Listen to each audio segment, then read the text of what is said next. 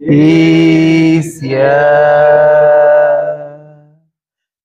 நின்றவனமாய் நம்ம கரங்கள்ல பரிசுத்த வேதாகமத்தை எடுத்து சகோதரனை சகோதரியே எபிரேயருக்கு எழுதின நிருபம் 11ஆம் அதிகாரத்தின் 4வது வசனத்தை மாத்திரம் வாசிக்கலாம்.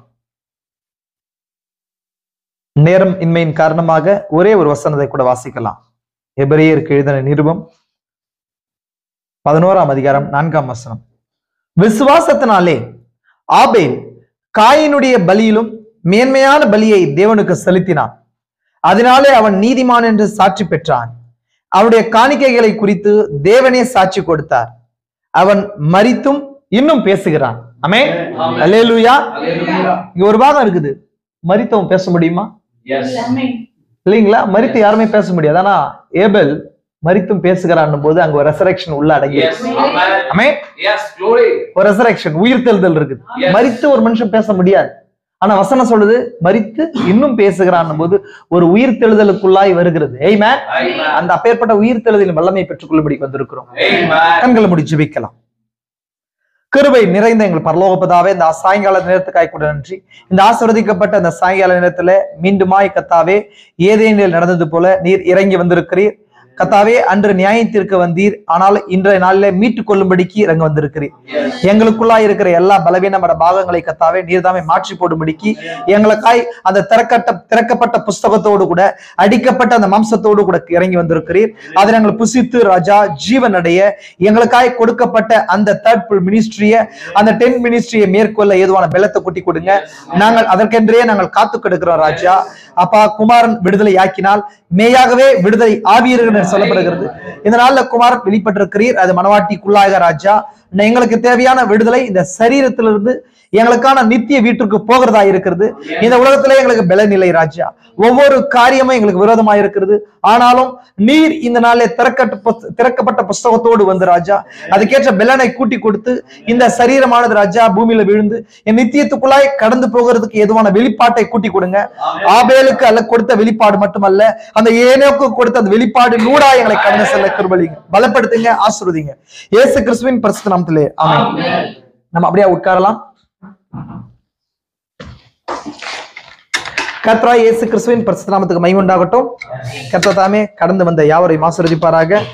கர்த்தர் தாமே உங்கள் யாவரோடு கூட இருப்பாராக. சகோதரன் சகோதரியே, இந்த நாள்ல கூட நம்ம மீண்டுமாய் விட்டு வந்த அந்த பாகத்துக்கு நேராக கடந்து போகலாம். ஆமென். நல்லா பாத்தீங்க சொன்னா மனவாட்டியின் பாகமா இருக்கிற உங்களுக்கு சொல்றேன், உலகம் முழுசும் பரிசுத்த ஆவியானவர் கிரியை செய்து கொண்டே வரார். கிரியை செய்து கொண்டே வராரு. நீங்க மேஜரான அனாயிட்டட் பிரீச்சர்ஸ் மூலமா தேவன் எப்படி மெசேஜ் கொடுப்பாருன்னா, எப்படி செய்தி போய் கொண்டிருக்குதுன்னு சொல்லி பாத்தீங்க சொன்னா ஒரே ஆவியானவர் ஒரே விதமான செய்திகளை கொண்டு போயிட்டே இருக்கிறார். நான் அதை பார்த்து கொண்டே வரேன். அந்த செய்தி பிரத்யேகமா என்ன விதமான செய்தின்னு சொன்னா மிருகத்தின் முத்திரையை குறிச்சுதான செய்தியா இருக்குது. சுத்தி பாத்தீங்கன்னா எங்க பார்த்தாலுமே அதை தொடர்ந்து இது எதை காட்டுதுன்னு சொன்னா நம்ம அந்த நேரத்துக்குள்ள நெருங்கி வந்துட்டோமா, இது அதுவா இருக்குமா, தீர்க்கதரிசி சொன்ன மாதிரி அதுவா இருக்குமா. நம்ம கூட இங்க கூட என்ன பாக்குறோம், இந்த பகுதியில கூட சின்ன இடத்துல கூட இதை குறிச்சு பாக்குறோம். அந்த சர்ப்பத்தின் அடிச்சுவட குறிச்சும் அதை தொடர்ந்து வர போகிற மிருகத்தின் முத்திரையை குறிச்சு தான் பார்த்து கொண்டே இருக்கிறோம். நம்ம கூட அதைதான் பார்த்து கொண்டே இருக்கிறோம். நமக்கு ஏறக்குறைய தேவன் அதை 2 மாசமா தொடங்கிட்டார் அந்த காரியத்தை நமக்கு. இப்ப இது எல்லாமே என்ன வருதுங்க, எல்லா அனாயிட்டட் பிரீச்சரும் இந்த காரியத்தை நோக்கி தான் என்ன பண்றாங்க, அதுக்கான நெருக்கி மனவாட்டிக்கு நெருக்கப்பட்டே வந்து கொண்டே இருக்குது இல்லைங்களா. அதை ஒத்த காரியத்தை தான் இந்த நாள்ல நான் உங்களோடு கூட பகிர்ந்து கொள்ளலாம் நினைக்கிற சகோதரி. பெரும்பாலும் இந்த எல்லா காரியத்தை குறிச்சு பார்த்திருக்கிறோம். இல்ல இன்னொரு ஆங்கிள் கூட சின்ன ஒரு கவனத்தை மனவாட்டிக்கு நான் ஈர்க்கும்படிக்கு ஒரு காரியத்தை எடுத்து வைக்கலாம்னு நினைக்கிறேன். ஆமென். அல்லேலூயா. சரி, நம்ம இதை குறிச்சு லாஸ்ட் நம்ம சர்ப்பத்தின் அடிச்சுவடுல எந்த பாகம் வரைக்கும் விட்டுருந்தோம்னு சொன்னா கடைசியா அந்த ஏதேன்ல கடைசியா அவங்க நியாய தீர்ப்புக்குள்ளா போனாங்க. முதல் சர்ப்பத்தின் வித்தானது ஏவாளுடைய சபையுடைய கர்ப்பத்துல வீழ்ந்த அந்த காரியத்தை குறிச்சு நம்ம பார்த்தோம் இல்லைங்களா. அதே போல சர்ப்பத்தின் வித்து ஒரு சைடுல வருது. அதே போல ஸ்திரீயின் வித்தாகிய கிறிஸ்து வர்றதுக்கான அந்த லீட் அங்க கொடுக்கப்படுது. ஜட்ஜ்மெண்ட் விதமா இருந்துச்சு ஏதேன்ல ஜட்ஜ்மெண்ட். ஏன்னா ஆதியாகமம் 1, 2, 3 அதிகாரங்கள் அது என்ன கிடையாது லிட்ரல். நான் ஆல்ரெடி சொன்னேன் உங்களுக்கு, இல்ல பாஸ்டர் கூட இதான் சொன்னார் லாஸ்ட் வீக், நீங்க ஞாபகம் ஆதியாகமம் 1, 2, 3 எதுவுமே என்ன கிடையாதுங்க, அது எதுவுமே ரியாலிட்டி இல்லைன்னு சொன்னார். நீங்க கேட்டிருந்தீங்க, செய்தி கேட்டிருந்தீங்களா? அது என்ன கிடையாது, நம்ம பார்த்தோம். ரியாலிட்டி கிடையாது, எல்லாம் இருக்குது, எல்லாம் அடையாளங்களா இருக்குது, எல்லாம் நம்ம இன்னும் டீட்டெயிலா கூட பார்ப்போம். என்ன பார்த்தோம்? அதெல்லாம் போயம்ஸா இருக்குது அப்படின்னு சொல்லி பார்த்தோம். அதுக்கு பின்பதாக எல்லாம் ஆவிக்குரிய ரகசியங்களும் சத்தியமா இருக்குதுன்னு சொல்லி பார்த்தோமா இல்லைங்களா? அது யாருக்கு மட்டும் தான் வெளிப்படும் சொன்னா, சன்ஸ் ஆஃப் ரெவலேஷன், வெளிப்பாட்டின் பிள்ளைகளுக்கு மட்டும் தான் வெளிப்படும். அது எல்லாருக்குமானது பாகம் கிடையாது இல்லைங்களா? நான் ஆல்ரெடி உங்களுக்கு சொல்லியிருக்கிறேன், சர்ப்பத்தின் வித்த ஒரு மனுஷன் புரிந்து கொள்ளாம எதுவுமே புரிந்து கொள்ள முடியாது. மூலபாவத்தை புரிந்து கொள்ள முடியாது, கடைசியா வர மிருகத்தின் முத்திரையை புரிந்து கொள்ள முடியாது, எந்த காரியத்தை புரிந்து கொள்ள முடியாது. சர்ப்பத்தின் வித்த புரிந்து கொள்ளாதவன் கண்டிப்பா மிருகத்தின் முத்திரைக்குள்ள போயிடுவான். அது உங்களுக்கு டவுட்டா இருக்குது, இல்ல எனக்கு புரியலன்னு சொன்னா பரிசுத்த ஆவியானவர்கிட்ட என்ன பண்ணுங்க, ஊக்கப்பட்டு கேளுங்க அந்த காரியத்தை. பாஸ்டர் இதே காரியத்துக்கு தான் சொன்னார் இல்லைங்களா? ஏன்னா ரொம்ப ரொம்ப இம்பார்ட்டன்ட். வெறும் சர்ப்பத்தின் ஏதேனும் நடந்த பாவம் மட்டும் கிடையாது, நான் அதை மட்டும் சொல்ல. அது எப்படி அந்த ட்ரையல் எப்படி இந்த காலத்து வரைக்கும் வருது அப்படின்றது ரொம்ப என்ன பண்ண வேண்டியது, கவனிக்கத்தக்கது. இன்னைக்கு அதை தான் உங்களுக்கு ட்ரிகர் பண்ணலாம் நினைக்கிறேன். அந்த பாயிண்ட் தான், அந்த ஸ்டார்டிங் பாயிண்ட், அந்த முத்திரைய சர்ப்பத்தின் அடிச்சுவடு எப்படி அந்த முத்திரையை ஃபர்ஸ்ட் கொண்டு வந்துச்சு. ஆமென். அந்த முத்திரை எப்படி தொடங்கி கொண்டு வந்துச்சு அப்படின்றத குறிச்சு பார்க்கலாம் அப்படின்னு சொல்லி நினைக்கிறேன். ஆமென். விசுவாசிக்கிறீங்களா? கவனிங்க நல்லா பாருங்க. நம்ம முதல் பலியை குறிச்சும், முதல் மனுஷன் இதனால் ஏற்றுக்கொள்ளப்பட்ட முதல் பலிகளை குறிச்சும், ஆஃப்டர் சின், பாவத்துக்கு அப்புறம் விழுகைக்கு அப்புறம் வந்த ரெண்டு நபர்கள், ரெண்டு வித்துக்களை குறிச்சு இந்த நாள்ல கூட பார்க்கலாம், உங்களுக்கு காட்டலாம்னு நினைக்கிறேன். ஆமென். அல்லேலூயா. நமக்கு தெரியும், நல்லா தெரியும், முதல் மனுஷி பாவத்துக்கு அப்புறம் தேவனுடைய சந்நிதியை விட்டு என்ன பண்ணாங்க, வெளியே துரத்தப்பட்டாங்க. தேவனுடைய சந்நிதியை விட்டு வெளியே துரத்தப்பட்டாங்க. இன்னும் நான் அந்த டீட்டெயில் அந்த காரியத்துக்குள்ள நான் போகல, ஏன்னா நம்ம அது வேற ஒரு காரியத்துக்குள்ள போட, ஏன்னா டைமென்ஷனுக்குள்ள போற காரியம். நாம பாக்குறது சர்ப்பத்தின் அடிச்சோடு பிளஸ் அதோட கூட வேற போட இருக்கிற அடிச்சோடு கொண்டு வர இருக்கிற முத்திரை. அதுதான், ஏன்னா எல்லாமே கடைசியா எதுக்குள்ள போய் நிக்குது, முத்திரைக்குள்ள போயிருக்குது. தீர்க்கதரிசிக்கு வர ஒரு செய்தி வாட்சி கொண்டிருக்கும், அதுல ஒரு கொஸ்டின் கேட்கப்படுது. அதாவது தொழிற்சங்கத்துல நான் உறுப்பினராக இருக்கலாமா அப்படின்ற ஒரு கேள்வி கேட்கப்படுது. தொழிற்சங்கம் சொன்னா இன்னைக்கு எல்லா விதமான சொசைட்டிஸ் இருக்கு, தெரியுங்களா உங்களுக்கு? அந்த சொசைட்டில நீங்க நபரா இருக்க முடியுமான்னு சொல்லும் போது, நான் அநேக நாட்களுக்கு முன்பதாக இந்த காரியத்தை தியானிச்சிருக்கிறேன். அதே காரியத்தை தான் தீர்க்கதரிசி என்ன சொல்ல வராருன்னு சொன்னா, இதுல நீங்க இருக்கும்போது ஜாக்கிரதையா இருங்க, சிக்கிக்கொள்ளாதீங்க. கடைசி அந்த மாதிரியான தொழிற்சங்கங்கள் கூட மதவாதமா மாறி முத்திரைக்குள்ள கொண்டு வரும் சொல்றாரு. அதை நான் நோட்ஸா போட்டிருப்பேன், நீங்க பாத்துருந்தீங்களா? போட்டிருப்பேன். அப்போ என்ன, நம்ம எங்கெங்க இருக்கோமோ அங்கெல்லாம் என்ன பண்ண, பிசாசு எல்லாத்தையும் ஒரு அமைப்பா தருளும்படி செய்யறான். கடைசியா என்ன பண்றான், எல்லாத்தையும் ஒரு அமைப்பா தருளும்படி செய்யறான். நான் லாஸ்ட் வீக் ஒரு காரியத்தை சொன்னேன் உங்களுக்கு, எல்லாமே அவங்களுடைய உரிமைக்காக போராடுற ஒரு குணத்துக்குள்ள போயிட்டாங்கன்னு சொல்லி சொன்னேன். லவோதேக்கியான்னு சொன்ன என்ன அர்த்தம் சொன்னேன், ஞாபகம் இருக்கா உங்களுக்கு? லவோதேக்கியான்னு சொன்ன என்ன அர்த்தங்க, ஹியூமன் ரைட்ஸ், மனித உரிமைகள் அர்த்தம். ஏமா லவோதேக்கியான்னு சொன்ன என்ன அர்த்தம்? ஏன்னா எந்த காலத்திலும் இல்லாதபடிக்கு ஒரு மனுஷனும் அவங்களுடைய உரிமைக்காக போராடுறது ஜாஸ்தி ஆகி போச்சு. ஆனா தீர்க்கதரிசி என்ன சொல்றாருன்னு சொன்னா, ஒன்றுதான் அந்த உலகத்துல தன்னோட உரிமைக்காக போராடாத ஒரு ஜீவன் இருக்குமானால் அது என்னவா இருக்குது, ஷீப், ஆட்டுக்குட்டியா இருக்குது. அந்த சுவாபத்தை சபை உடையதா இருக்க வேண்டும். தன்னுடைய எல்லா விதமான காரியத்தையும் பிரதான மேய்ப்பெடுத்து ஒப்படைக்கிறவர்களா இருக்க வேண்டும் இல்லைங்களா? அப்போ மனிதனுக்காக அவருடைய உரிமைக்காக போராடும் போது அதுக்காக தான் இந்த மாதிரி அமைப்புகள் ஏற்படுது. ஸ்டூடெண்ட்ஸ் ஃபெலோஷிப், அதாவது பெண்கள் மாதர் சங்கங்கள், வேலை செய்யற இடத்துல வந்து தொழிற்சங்கங்கள், அரசியல் அமைப்புகள், இதுல கூடுமான வரைக்கும் நம்மளுடைய கான்ட்ரிபியூட் இல்லாத இருக்கிறது நல்லது. சிவியரா சொல்றேன், நீங்க என்ன ஒருவேளை மொழிக்கான அமைப்புல இருக்கலாம், ஜாதிக்கான அமைப்புல இருக்கலாம், இல்ல வேலை செய்யற இடத்துல தொழிற்சங்க அமைப்புலயா இருக்கலாம், எல்லாமே கடைசியா, ஏன்னா அது முருகத்தின் முத்திரைக்கு தான் வழி நடத்துது. அதுதான் இன்னைக்கு நான் உங்களுக்கு முக்கியமா அது காட்டணும்னு விருப்பப்படுறேன். அந்த மாதிரியான பாயிண்ட்ஸ் தான். அது எப்படி ஆதியாகமத்துல தொடங்குச்சுன்றத காரியத்தை குறிச்சு காட்டலாம்னு விருப்பப்படுறேன். புரிஞ்சுங்களா உங்களுக்கு? இந்த காரியத்தை உங்களுக்கு பிடிச்சின்னு சொன்னா, ஏன்னா நல்லா தெரியும் நமக்கு, எந்த ஒரு வித்தும், எந்த ஒரு காரியமும், எந்த ஒரு அமைப்பும் எங்க தொடங்குச்சுதான் பாக்குறோம். நம்ம ஆதியாகமத்துல புக் ஆஃப் சீட், ஆதியாகமத்தின் புஸ்தகத்துல அது தொடங்கியதாக நம்ம பார்க்கிறோம். எல்லா இசம் சொன்னா என்னங்க, எல்லா கருதுகோள்களும் ஆதியாகமத்துல தொடங்குச்சு. இன்னைக்கு இருக்கிற நாசிசம், பாசிசம், கம்யூனிசம், லெப்டிசம், ரைட்டிசம், இதெல்லாம் இருக்குதா? இதெல்லாம் இசம் இல்லைங்களா? லெப்டினன்ட் ஐடியாஸ், ரைட் ஐடியாஸ், இதெல்லாம் இருக்குது இல்லைங்களா? இந்த ஐடியாலஜிஸ் எல்லாம் எங்க தொடங்குச்சுன்னு சொன்னா ஆதியாகமத்துல தொடங்குச்சு. அதே போல சயின்டிபிக்கான எல்லா விஷயங்களும், அதையும் நான் காட்டணும்னு விருப்பப்படுறேன் உங்களுக்கு. சயின்டிபிக்கான எல்லா விஷயமும், சயின்ஸ்ல இன்னைக்கு இருக்கிற எல்லா இனோவேஷனா புதிய புதிய கண்டுபிடிப்புகளும் எல்லாமே ஆதியாகமத்துல தொடங்குச்சு. இது எல்லாமே என்னங்க, மனுஷனுடைய நாலேஜ்னால அப்படின்னு சொன்னா, அந்த மனுஷன் ஏற்படுத்தின அந்த நன்மை தீமையை அறியத்தக்க விருட்சத்தின் பலனாக தான் இதெல்லாம் வெளியே வந்துச்சு. ஆமென். புரிஞ்சுங்களா உங்களுக்கு? இப்போ இந்த காரியம் பார்க்க வேண்டியது இதெல்லாம் என்னங்க, ஆதியாகமத்துல வித்து இருக்குமா, வெளிப்படுத்தல் விசேஷத்துல அது அறுவடை செய்யப்பட வேண்டும். ஆதியாகமத்துல வித்து இருக்குமானால், வித்து போடப்பட்டிருக்குமானால், வெளிப்படுத்தின விசேஷத்துல என்ன ஆறுங்க, அது அறுவடைக்கான நேரம் வந்திருக்கணும். நம்ம வெளிப்படுத்தின 14 பாக்குறோம். ஏன்னா வெளிப்படுத்தின விசேஷம் 14 அதிகாரத்துல அறுவடையின் தூதன் இருக்கிறத பாக்குறோம். நம்ம அங்க பார்த்தோமா இல்லைங்களா? ஏன்னா அந்த முத்தூதுக்கு அப்புறம் அந்த அறுவடையின் தூதன் வர்றார். முத்தூது தெரியும் இல்லைங்களா உங்களுக்கு? 14வது அதிகாரத்துல முதல் வசனத்துல என்ன வருதுன்னு சொன்னா, அந்த 1,44,000 பேரை குறிச்சு இருக்குது. ஆல்ரெடி நான் உங்களுக்கு சொல்லியிருக்கிறேன், திரும்ப அதே காரியத்தை ரிப்பீட் பண்றேன்.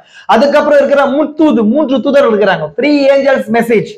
அந்த முதல் தூதன் யாரா, என்ன செய்தி உடையவரா இருக்கிறார்? நித்திய சுவிசேஷத்தை உடையவனா இருக்கிறார். அந்த செய்தி நீதிமானாக்கப்படுதலின் செய்தியா இருக்கிற மார்ட்டின் லூதருடைய செய்தியா இருக்கு இல்லைங்களா? இரண்டாவது பரிசுத்தமாக்கப்படுதலுடைய செய்தி இல்லைங்களா? அதுதான் மகா பாபிலோன் வீழ்ந்தது சொல்லத்தக்கதாக பரிசுத்தமாக்கப்படுதலின் செய்தி. அது ஜான் வெஸ்லியுடைய செய்தியா இருந்துச்சு. அதுக்கப்புறம் மூன்றாவது, அதுதான் ஏன் பிரதர் பெனம் இந்த செய்தியாளர் மிருகத்தின் முத்திரையை குறிச்சு, சர்ப்பத்தின் வித்தை குறிச்சு பேசினார் என்பதை குறிச்சு, அதுதான் ஒரு கீ நோட்டா இருக்குது. அதான் மிருகத்தின் முத்திரையை குறிச்சுதான எச்சரிப்பை கொடுக்கிற செய்தியா இருக்குது 14வது அதிகாரத்துல. இப்போ அந்த மிருகத்தின் முத்திரையை குறிச்சு எச்சரிப்பை கொடுத்த பின்றாக அப்படியே நீங்க அடுத்து என்ன வருதுன்னு சொன்னா, கரிக்குள்ள மேகத்தின் மேல் உட்கார்ந்து இருக்கிறவரையும், வெண்மையான மேகத்தையும் அது மேல் உட்கார்ந்து இருக்கிறவரையும், அவர் கரத்துல கருக்குள்ள அறிவாளை உடையிருக்கிறதான தூதனை கண்டு. அப்போ இந்த மிருகத்தின் முத்திரையை தொடர்ந்து என்ன வரப்போகுதுன்னு சொன்னா, ஜட்ஜ்மெண்ட் வரப்போகுது, அறுவடை வரப்போகுதுன்றது அதுல இருந்து புரியுதா? அது 2 வகையான அறுவடை இருக்குது அந்த அதிகாரத்துல பாத்தீங்கன்னா. ஒண்ணு கோதுமை, பூமியின் பயிர் முதிர்ந்ததுன்னு சொல்லப்படும் இல்லைங்களா? கான் என்ன மெச்சூர்டு அப்படின்னு சொல்லப்படும் அந்த வித்து. ரெண்டாவது வந்து என்னவா இருக்குன்னு சொன்னா, பழங்கள், ஆலையில பழங்கள் சேர்க்கப்பட்டு நசுக்கிற காரியத்தை 16,000 ஸ்தாதி தூரம் என்ன பண்ணுது, அதை புறப்பட்டு போகிற காரியத்தை குறிச்சு பாக்குறோம். 2 வகையா இருக்குது. ஒண்ணு என்ன வருதுன்னு சொன்னா, தேவனுடைய வித்துக்களுக்கான அறுவடையை காண்பிக்குது. இன்னொன்னு என்னங்க, இந்த உலகத்துக்கான நியாய தீர்ப்பை காண்பிக்குது. 2 காரியம் புரிஞ்சுக்கோங்க. இதெல்லாம் வந்து ஃபண்டமெண்டல்ஸ். இப்போ இந்த காரியம் வந்து எங்க வந்திருக்கணும், அந்த வித்தானது எங்க போடப்பட்டிருக்குது, ஆதியாகமத்துல போடப்பட்டிருக்குது இல்லைங்களா? அப்ப அந்த அறுவடை எதை சார்ந்து இருக்குதுன்னா, 2 விதமான காரியத்தை சார்ந்து இருக்குது. ஒண்ணு அடையாளம், இன்னொன்னு முத்திரை. ஆமென். ஒன்று அடையாளம், இன்னொன்று அதுதான் உங்களுக்கு காட்டணும்னு நினைக்கிறேன். கவனிங்க நல்லா. நம்ம எதை குறிச்சு பார்த்து கொண்டு வந்திருக்கிறோம், சர்ப்பத்தின் வித்தை பார்த்தோம். சர்ப்பத்தின் அடிச்சோடு தான் நம்முடைய செய்தியுடைய தலைப்பு. ஏன்னா சர்ப்பத்தின் அடிச்சோட ஏன் பார்க்கணும் அப்படின்னா, முத்திரையை கண்டுபிடிக்கணும்னு சொன்னா, மிருகத்தின் முத்திரையை கண்டுபிடிக்கணும்னு சொன்னா, அந்த மிருகத்தின் முத்திரை யாரால போடப்படுது, மிருகத்தால போடப்படுது இல்லைங்களா?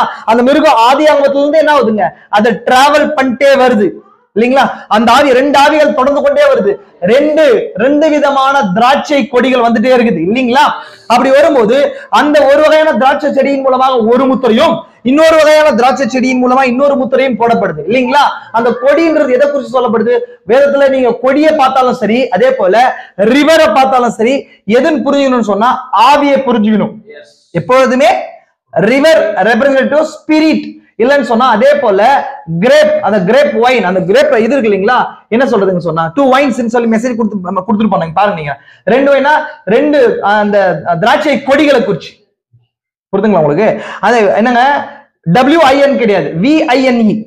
அது அப்படின்னா கொடிகள், 2 கொடிகள் வருது அப்படின்னு சொன்னா என்ன அர்த்தம் சொன்னா, ஒரே கொடியிலிருந்து வர 2, ஒரே செடியிலிருந்து வர 2 வகையானது. ஒன்று ஒட்டப்பட்டதா இருக்குது. நான் ஆல்ரெடி தீர்க்கதரிசி அந்த செய்தி கொடுத்திருக்கிறாரு. நீங்க டீப்பா அந்த செய்தியில வாசிக்கணும். இதெல்லாம் வந்து ஃபண்டமெண்டல் பேசிக். என்ன மெசேஜ், உண்மையான திராட்சை செடியும் பொய்யான திராட்சை செடியும், இதெல்லாம் தீர்க்கதரிசி பேசிட்டே வராரு. இது 1,44,000 யூதர்கள் செய்தியும், அது உண்மையான திராட்சை செடி பொய்யான திராட்சை செடியும், இதெல்லாம் வாசிக்கும் போது தான் உங்களுக்கு இந்த ரூட் கண்டுபிடிக்க முடியும். 2 கொடிகள் புரியுதுங்களா உங்களுக்கு? அப்போ இதுதான் வந்து கடைசி வரைக்கும் வருது. எங்க போடப்பட்டுச்சு, ஆதியாகமத்துல போடப்பட்டுச்சு, வித்தா போடப்பட்டுச்சு இல்லைங்களா? இப்ப அதுக்கப்புறம் என்னாச்சு, அவுட் ஆஃப் த ஏடேனுடைய வெளியில 2 நபர்கள் இங்க நிக்கிறாங்க இல்லைங்களா? இப்ப நம்ம வாசிக்கலாம் பாருங்க, அந்த பாகத்தை வாசிக்கலாம். 4வது அதிகாரத்துல பாருங்க. ஆதாம் தன் மனைவியாகிய ஏவாளை அறிந்தான், அவள் கர்ப்பவதியாகி காயினை பெற்று கர்த்தரால் ஒரு மனுஷனை பெற்று என்றாள். இதுதான் நம்ம சர்ப்பத்தின் அடிச்சோட பார்க்கும்போது ஒரு சில கொஸ்டின்ஸ் எல்லாம் போட்டிருந்தோம். அதெல்லாம் கூட அப்படியே ஆன்சர் பண்ணிட்டே போலாம்னு நினைக்கிறோம் இல்லைங்களா? இப்ப இங்க வந்து என்ன கொஸ்டின் ரைஸ் ஆகுது, டினாமினேஷன் நபர்கள் இந்த சர்ப்பத்தின் வித்தை குறிச்சு கொஸ்டின் ரைஸ் பண்ணும்போது இந்த கொஸ்டின் ரைஸ் பண்ணுவாங்க. என்னன்னா, இப்போ காயின் சர்ப்பத்தின் வித்தா இருக்குமானால் ஏவாள் இந்த வார்த்தை எப்படி சொல்ல முடியும் அப்படின்ற கேள்வியை அவங்க ரைஸ் பண்றாங்க. என்ன கேள்வியை எழுப்புறாங்கன்னா, ஏவாள் என்ன சொல்றாங்க, நான் கர்த்தரால் ஒரு மனுஷனை பெற்றேன்னு சொல்றாங்களே, அப்படி அது எப்படின்னு சொல்லும்போது இது புரிந்து கொள்றதுக்கு ஒரு பெரிய கொஸ்டின் கிடையாது, பெரிய விஷயம் கிடையாது, சிம்பிளான விஷயம். தேவன் ஆதியாகமத்துல ஒரு படைப்பை படைக்கும் போது அந்த படைப்போட கூட ஒரு சட்டத்தை வச்சுட்டே படிச்சுட்டு வருவார். அதுதான் லா ஆஃப் கிரியேஷன். என்னங்க law of creation? Law of creation என்னங்க? அதாவது சிருஷ்டிப்பின் பிரமாணம். அந்த சிருஷ்டிப்பின் பிரமாணம் என்ன செய்யுதுன்னு சொன்னா, ஒரு வித்து அதை மரமாயிட்டு திரும்ப அதே வித்தை பிறப்பிக்கணும்ன்றது அந்த பிரமாணமா இருக்குது. அது யாரை மாத்த முடியாது, தேவனா மாத்த முடியாது. ஏன்னா தேவன் தாம் சொல்லிய ஒரு வார்த்தையை ஒரு விஷயம் சொன்னபடி மாற்ற மாட்டார். அப்ப அந்த அடிப்படையில ஒரு வித்தும் அதான் என்ன பண்ணுங்க, அதை பிறப்பிக்க வேண்டியதா இருக்குது இல்லைங்களா? இப்ப இத பிசாசு என்ன பண்ணிருக்கான், நல்லா நம்மளோட தெளிவா புரிஞ்சுக்கிட்டா என்ன பண்றான், ஒரு புதிய வித்தை சிருஷ்டிக்கிற அவனால கொண்டு முடியாதுன்னு சொல்லி அந்த வித்துக்களை இன்னும் கலப்பு செய்வதன் மூலமாக தேவன பிரமாணத்தின் வெளியிலேயே அவனோட வித்து வெளியே கொண்டு வந்தான். புரியுதா உங்களுக்கு? இப்போ அப்படி இருக்கும் பட்சத்தில் பூமியில பறக்கிற ஒரு வித்தும் ஒரு தீமையான காரியமும் நன்மையான காரியமும் இல்ல, ஒரு வேசித்தனத்தின் மூலமா பறக்கிற வேசித்தனமும் தேவனுடைய சித்தமா? வேசித்தனம்ன்றது விபச்சாரம்ன்றது தேவனுடைய சித்தமா இல்லைங்களா? வேசித்தனத்தின் மூலமா குழந்தை பெற்றெடுக்கிறதோ விபச்சாரத்தின் மூலமா குழந்தை பெற்றெடுக்கிறதோ தேவனுடைய சித்தமா இல்ல. ஆனாலும் குழந்தை பெற்றெடுக்கிறதுக்கு, குழந்தை பூமியில வர்றதுக்கு அங்கதான் என்னங்க, லா ஆஃப் கிரியேஷன், படைப்பின் பிரமாணம் கிரியை செய்து. அப்ப தேவன் படைச்ச பிரமாணத்தின்படி எல்லாவற்றுக்கும் வசனம் சொல்றது, எல்லாவற்றுக்கும் ஜீவனை கொடுக்கிற கர்த்தர். அப்படி இருக்கும் போது இததான் இந்த ஏவாள் சொல்றாங்க. என்ன சொல்றாங்க? கர்த்தரால் இல்ல மனுஷனை. அப்ப குமாரன் கிடையாதுன்றது ப்ரொக்ளைம் பண்றாங்க. என்ன சொல்றாங்கன்னா, கர்த்தரால் நான் என் குமாரனை பெற்றெடுக்கல, ஒரு மனுஷனை பெற்றேன் அப்படின்னு போது இவன் ஒரு மனுஷன் அப்படின்னு சொன்னா சர்ப்பத்தின் மூலமா வந்த மனுஷனை தவிர இவனுக்குள்ள இருக்கிற ஸ்பிரிட் எடுத்து கிடையாதுங்க, தேவனுடையதும் கிடையாது, இவன் வித்து ஆதாமுடையதும் கிடையாது. ஏன்னா ஆதாம் அமெச்சூர் காடா இருக்கிறார், ஒரு குட்டி தேவனா இருக்கிறார் இல்லைங்களா? லூக்கா சுவிசேஷத்துல பார்த்த மாதிரி which was son of God, அவன் தேவனால் உண்டானவன் சொல்லப்படுது. இப்ப இந்த வார்த்தை எதை நிரூபிக்குதுன்னு சொன்னா, தேவனுடைய படைப்பின் பிரமாணத்தை நிரூபிக்குது. அதே போல இந்த நன்மைக்கு தீமைக்கும் தேவனுடைய சித்தம் இல்லாம இந்த பூமியில வர முடியாதுன்றத நிரூபிக்குது இல்லைங்களா? தேவன் எல்லாவற்றையும் என்ன பண்றாரு, அனுமதிக்கிறார் அப்படின்றத நிரூபிக்குது. புரிஞ்சுக்கலாம் உங்களுக்கு? இதனால எல்லாம் சர்ப்பத்தின் வித்துலன்னு சொல்லிட முடியாது. புரிஞ்சுக்கலாம் உங்களுக்கு? பின்பு இது இன்னொரு விஷயம் என்ன புரியுதுன்னு சொன்னா, ஒரே இணைப்பு அது மூலமா பிறக்கிற 2 பிள்ளைகள். புரிஞ்சுங்களா உங்களுக்கு? என்ன சொல்றது பாருங்க. ஆதாம் தன் மனைவியாகி ஏவாளை அறிந்தார், அவள் கர்ப்பவதியாகி காயினை பெற்று கர்த்தரால் ஒரு மனுஷனை பெற்றேன் என்றால், பின்பு அவனுடைய சகோதரனாகிய ஆபேலை பெற்றாள். அப்படின்னா இங்க என்ன வருது சொன்னா, இணை இடை சொல் வருது, அண்டுன்றது. பின்புன்றது அண்ட் அப்படின்னு சொல்லப்படுது. அதை குறித்து தீர்க்கதரிசி பேசுறாரு. அண்ட் அப்படின்னும் போது ஒரே இணைப்பின் மூலமாக, ஒரே செயலின் மூலமா 2 வித்துக்கள், ஒரு வித்து ஒரு இணைப்பு, ஒரு வித்தை பிறப்பிக்கணும். ஒரு வித்து அதன் கனிகளை பிறப்பிக்க கடவுள். ஆனா இந்த ஒரு இணைப்பு 2 இரட்டையர்களை என்னங்க, ட்வின்ஸ் பிறப்பிக்குது இல்லைங்களா? இதுதான் தீர்க்கதரிசி சொல்றாரு. எவ்ரி ரிவைவல் bring to என்னங்க 2 seeds, 2 வித்துக்களை கொண்டு வரும். ரிவைவல் எப்பொழுதுமே எதுக்கு அடையாளமா இருக்குது? குழந்தை பேருக்கு அடையாளமா இருக்குது இல்லைங்களா? புரிஞ்சுங்களா உங்களுக்கு? ஒரு குழந்தை பேருன்றது எழுப்புதலுக்கு அடையாளமா இருக்குது. அப்போ இந்த நாள்லயும் கூட ஒரு சபை வந்திருக்குது. அந்த சபை வந்த பின்னாடி அங்க பெந்தகோஸ்தே எழுப்புதல் வந்துச்சு இல்லைங்களா? நான் ஆல்ரெடி லாஸ்ட் வீக் சொன்னேன், பெந்தகோஸ்தே கர்ப்பத்துல 2 பிள்ளைகள் இருந்தாங்க. ஒன்னு ட்ரூ சர்ச், ட்ரூ பெந்தகோஸ்தே அப்படின்னு சொன்னா ஒரிஜினல் பெந்தகோஸ்தே. இது ஆதி பெந்தகோஸ்தே குழந்தைகள், அதனால நம்போம், ஏன்னா அவங்க தான் பிதாக்கள், நம்ம பிள்ளைகள். ஆனா இன்னைக்கு தீர்க்கதரிசி 3ஆம் எழுப்பை குறித்து பேசும்போது இந்த பெந்தகோஸ்தே பிள்ளைகள் என்றார். அது யாருன்னு சொன்னா மாடர்ன் பெந்தகோஸ்தே. அப்படின்னா என்னங்க, இந்த காலத்துல இருக்கிற மாடர்ன் பெந்தகோஸ்தே அது பிசாசனால கொண்டு வரப்பட்ட பிள்ளைகள். ஒரே வித்து தான், அதே ரெபேக்கா தான். அதே ரெபேக்காலுக்குள்ள இருக்கிற 2 சீட்ஸ். நம்ம அதுக்கப்புறம் பார்க்கலாம் ஏசா ரெபேக்காவை குறித்து. இந்த காரியத்தை நீங்க ஃபோக்கஸ் பண்ணி புரிஞ்சுக்கோங்க. பின்பு அப்போ என்ன பண்ணுங்க, ஒரே செயலின் மூலமா 2 பிள்ளைகள். ஆமென். அப்ப என்ன பண்றான்னு சொன்னா, பின்பு அவருடைய சகோதரனாகிய ஆபேலை பெற்றால் ஆபேல் ஆடுகளை மேய்க்கிறவனானான், காயின் நிலத்தை பயிரிடுகிறவனானான். இங்கதான் ஆல்ரெடி சொன்ன உங்களுக்கு 2 வித்துக்களுக்கும் அப்பாயிண்ட் பண்ணப்பட்ட வர்க்க இங்க பண்றாங்க 2 பேரும் அப்படின்னு சொன்னாங்க. ஆல்ரெடி நாம் பார்த்திருக்கிறோம் இல்லைங்களா? தேவன் ஆதாமையும் அவருடைய சந்ததியை பூமியில எதுக்காக வச்சா, அந்த வேலையை ஆதாமும் அவருடைய சந்ததியை செஞ்சாங்க. சர்ப்பமும் அவருடைய சந்ததிக்கும் என்ன தேவன் அப்பாயிண்ட் பண்ணார், அந்த வர்க்க சர்ப்பம் செய்யறான். அப்படின்னா ஆதாமுடைய வர்க் என்னவா இருந்துச்சு, இந்த பூமியை மேய்க்கிறதா இருந்துச்சு, பூமியை காப்பாத்துறது மேய்க்கிறதா இருந்துச்சு இல்லீங்களா, வழி நடத்தி செலுக்கிறதான கைட் ஒர்க்கர் இல்லீங்களா. அதே போல இந்த சர்ப்பம் என்னங்க, ஹவுஸ் ஹோல்ட் சர்வெண்ட், வேலையாளா இருந்துச்சு, பண்படுத்துகிற வேலை செய்கிறதான வேலை இருந்துச்சு. அந்த வேலை இங்க காண்பிக்கிறத நம்ம பாக்குறோம் தெளிவாக. ஆமென். அடுத்ததா பாருங்க, ஆபேலும் தன் மந்தையின் சில நாள் சென்ற பின்பு காயின் நிலத்தின் கனிகளை கர்த்தருக்கு காணிக்கையாய் கொண்டு வந்தான். நம்ம ஆல்ரெடி தெரியும் ஏன் சில நாட்கள் அப்படின்னு சொல்லி நான் இது ஆல்ரெடி உங்களுக்கு சொன்னேன். பாருங்க என்ன நடந்துச்சு அப்படின்னா, இவங்களுக்கு தேவனுக்கு ஒரு காணிக்கையை கொடுக்கணும் அப்படின்ற ஒரு காரியம் இவங்க 2 பேருக்கு தெரியுது. ஆமென். இப்ப இந்த விஷயம் எங்க நடக்குதுன்னு சொன்னா, ஒரு வீட்டுல நடக்குது அப்படின்னா இது சரியா எங்க நடக்குதுன்னு தீர்க்கதரிசி சொல்றாருன்னா, அந்த நோட்ஸ் எல்லாம் வச்சா நிறைய விஷயங்கள் இருக்கு, நான் அதை வாசிக்கிறேன், கொஞ்சம் வாசிக்கிறேன். இது சரியாக ஏதேனுக்கு வாசல்ல தான் நடக்குதுன்றாரு தீர்க்கதரிசி. ஆமென். இந்த காரியம் எங்க நடந்துச்சாங்க, ஏதேனுடைய வாசல்ல தான் இந்த பலியிடெல்லாம் நடந்துச்சுன்றார்.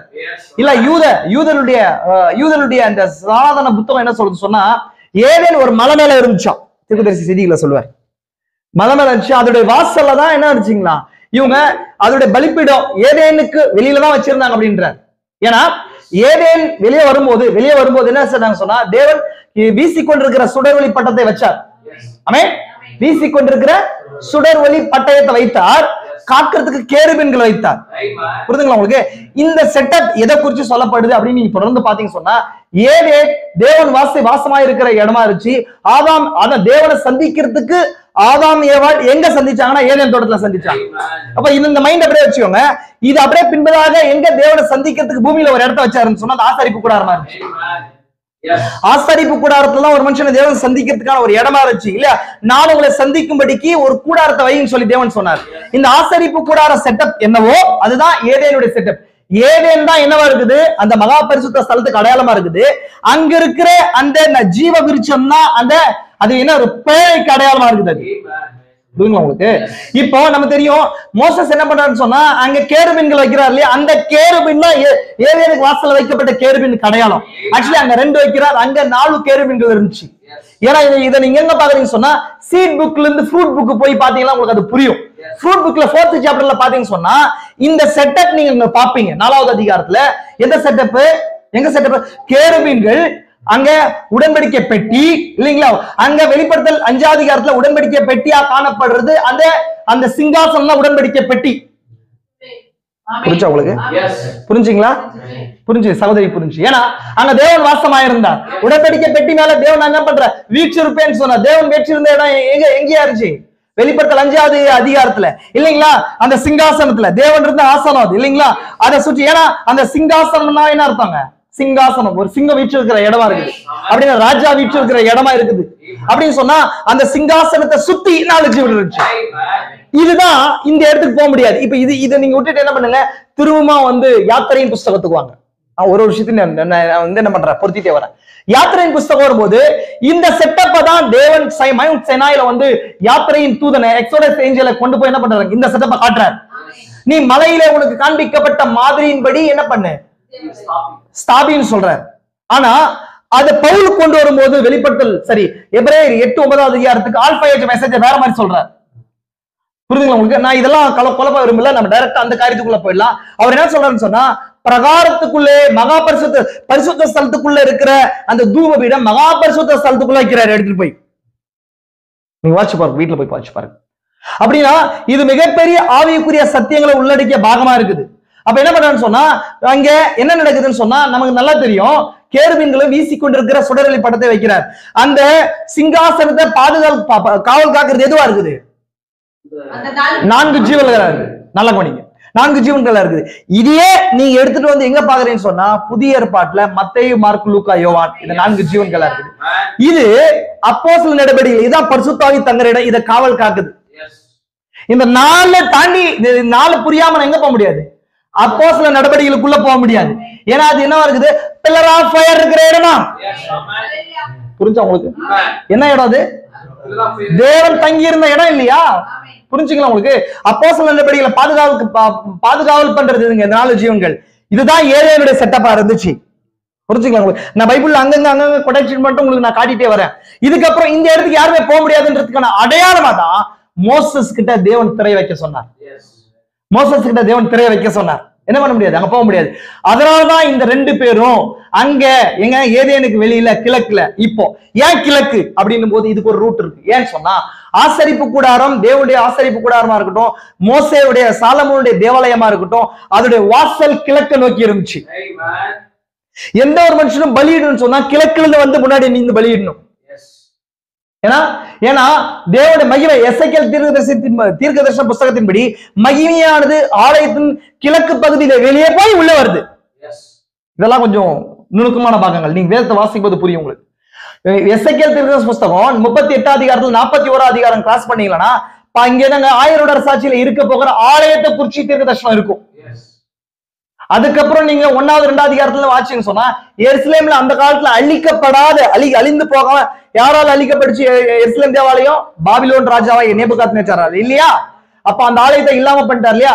அப்போ அதுக்கு முன்புதான் இவங்க பாவம் செய்யும் போது தேவனுடைய மகிமை எங்க இருந்திருக்கும்? எங்க இருந்திருக்கும்? ஆலயத்துல இருந்திருக்குமா இல்லைங்களா? ஆலயத்துல எங்க இருந்திருக்கும்? மகா பரிசுத்த ஸ்தலத்துக்குள்ள உடன்படிக்கை பெட்டி மேல இருந்திருக்கும். இல்ல இதுதான் எசேக்கியேல் தீர்க்கதரிசனம் என்ன பண்றாரு, அந்த மகிமை அந்த ஆலயத்தை விட்டு வெளியே போறத பாக்குறேன்.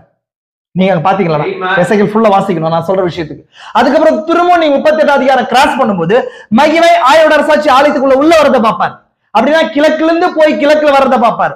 அதனாலதான் நீங்க 38 அதிகாரம் கிராஸ் பண்ணும்போது 41 42 அதிகாரத்துல அந்த பரலோக ஆசரிப்பு கூட அந்த காரியத்தை பார்க்கும்போது கிழக்கு வாசல் மூடப்பட்டதை பார்ப்பேன். இதெல்லாம் எதுக்கு அடையாளமா இருக்குன்னு சொன்னா ஏதேன் மூடப்பட்டதை காட்டுது எல்லாமே. அப்ப இவங்க எங்க வராங்கன்னு சொன்னா ஏதேனுக்கு வெளியில இவங்க இருக்கிறாங்க. அப்படின்னா ஒரு மனுஷன், சாதாரணமான ஒரு மனுஷன் எதுக்கிட்ட போக முடியாது, அங்க மகா பரிசுத்த ஸ்தலத்துக்குள்ள போக முடியாது. அவங்களுக்கு ஒரு மீடியேட்டர் தேவைப்படுறதா இருக்கிறாரு. அதே போல அவங்களுக்கு ஒரு ransom பிரைஸ் அப்படின்னு சொன்னா மீட்கும் பொருள் தேவைப்படுறதா இருக்குது.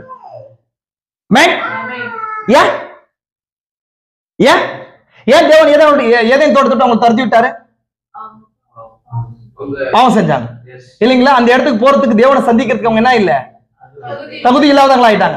இப்ப அவங்களுக்கு என்ன தேவைப்படுறாங்கன்னு சொன்னா ஒரு மீட்கும், அதான் ransom பிரைஸ், அதான் மீட்கும் என்ன சொல்லுவாங்க பொருள்.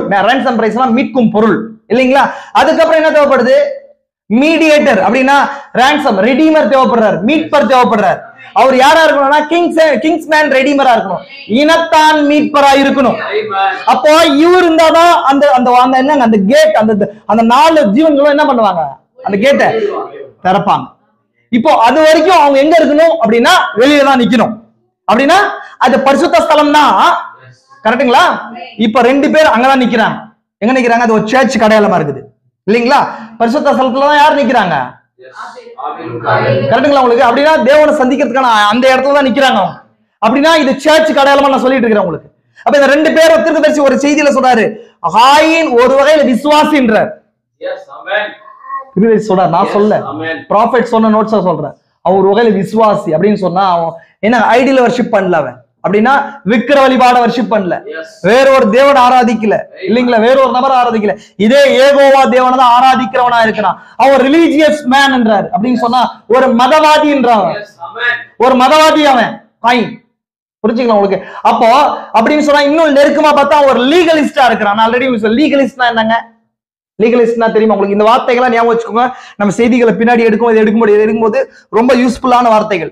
நீங்க அநேக பேர் இந்த செய்தியில வரும்போது பிசாசு அநேக முறை பரிசுத்தாவி பெறாத நபர்கள் இந்த செய்தியில லீகலிஸ்டா மாறிடுவாங்க. ஃபர்ஸ்ட் லீகலிஸ்ட்னா என்ன நான் சொல்றேன் உங்களுக்கு. நான் எனக்கு நேரம் கடந்து போறத குறிச்சு இல்ல நான் இந்த செய்தியெல்லாம் இன்னும் லேட்டா எடுக்கிறத குறிச்சு ஒண்ணும் கிடையாது. உங்களுக்கு புரியணும் அந்த பாயிண்ட்ஸ் எல்லாம். ஏன்னா லீகலிஸ்ட்னு சொன்னா பரிசுத்தாவி இல்லாம வெறும் வார்த்தையை புரிஞ்சுன்னு அதுக்காக வாழணும்னு சொல்லி சுயமா சிந்திக்கிறவங்க, அவங்கதான் லீகலிஸ்ட்.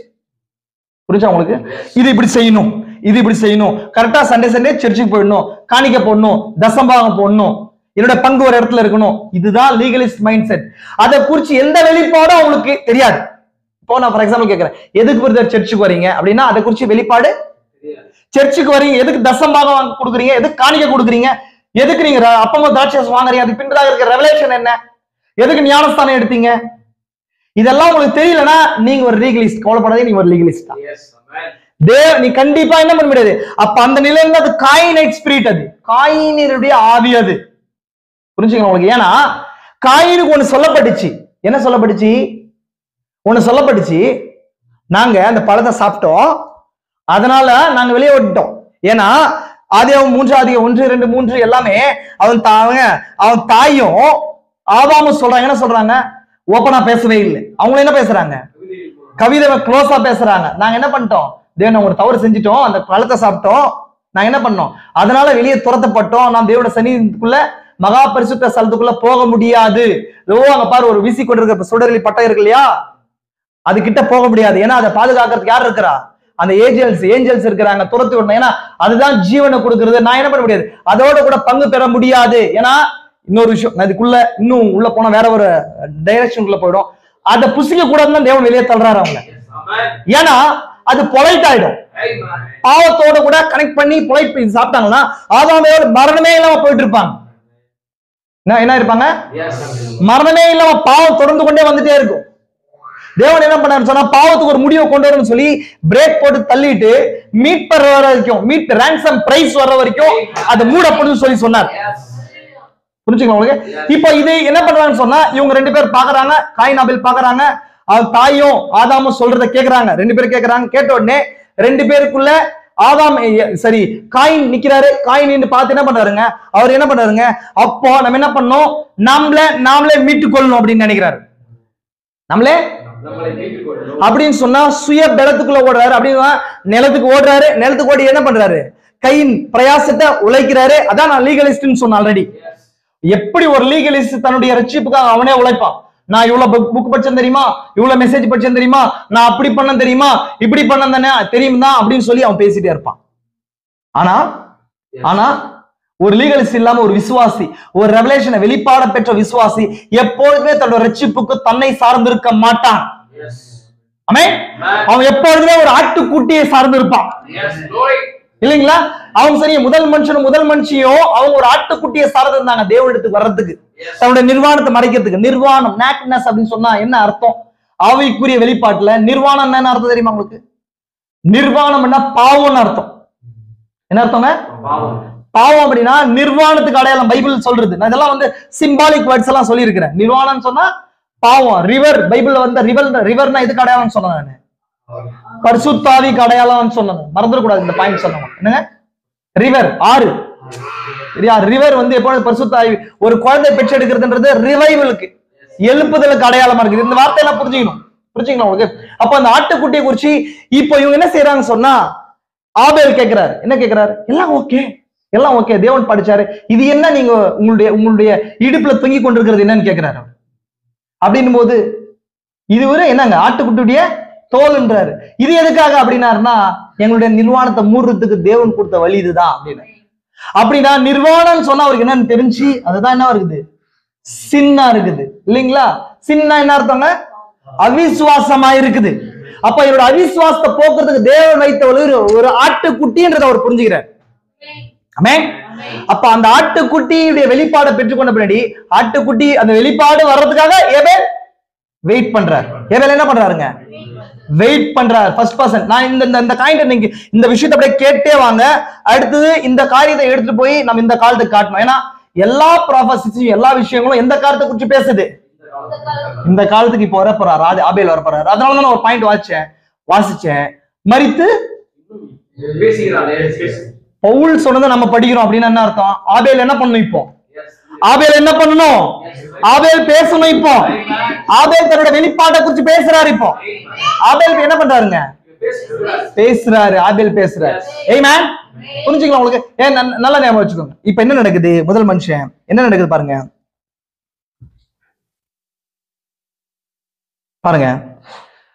ஆபேல் தன் மந்தையின் தலையீற்றுகளிலும் அவைகளில் கொழுமையானவைகளிலும் சிலவற்றை கொண்டு வந்தான். புரியுதுங்களா உங்களுக்கு? சில நாள் சென்ற பின்பு காயின் நிலத்தின் கனிகளை கர்த்தருக்கு காணிக்கையை கொண்டு வந்தான்.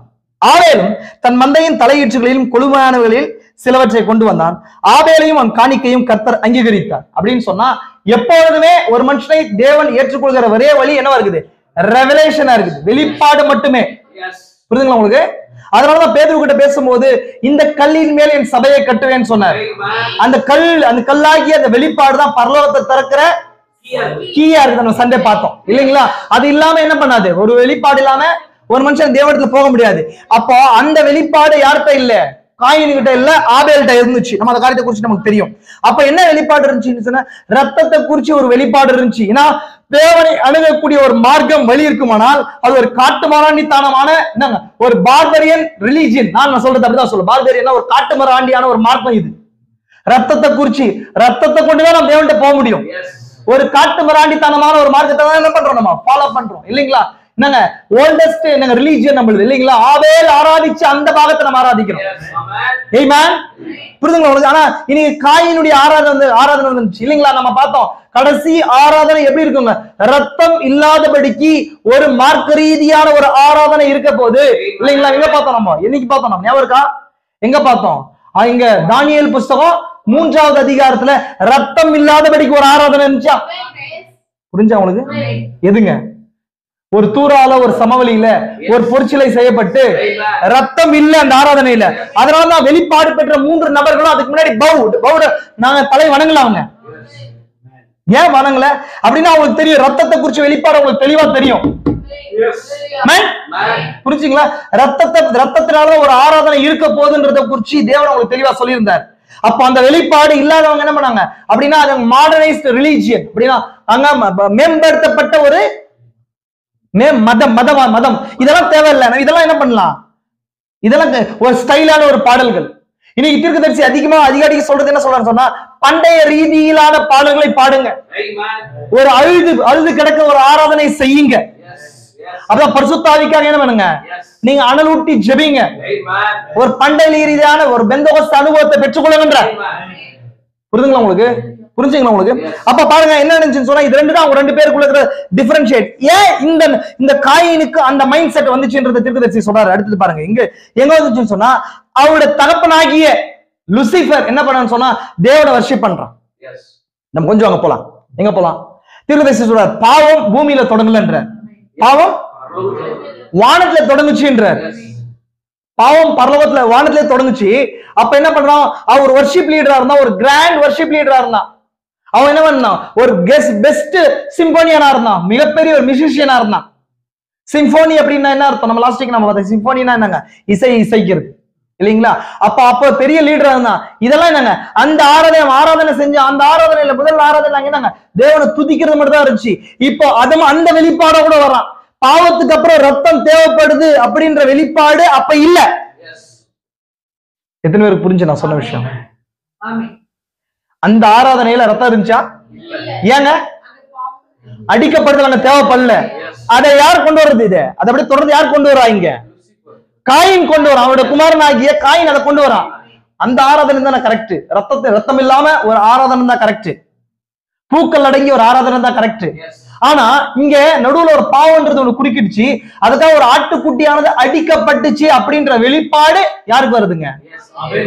ஆபேல் என்ன பண்ணா, வெளிப்படுத்தல் 5வது அதிகாரத்தை பாக்குறான். வெளிப்படுத்தல் 5வது அதிகாரத்தை யார் பாக்குறா? ஆபேல் பாக்குறார். ஒரு அடிக்கப்பட்ட ஒண்ணமாய் இருக்கிற ஆட்டுக்குட்டி. ஆமென். அந்த ஆட்டுக்குட்டியால மட்டும்தான் அந்த 4 ஜீவன்களை கடந்து உள்ள போக முடியும்.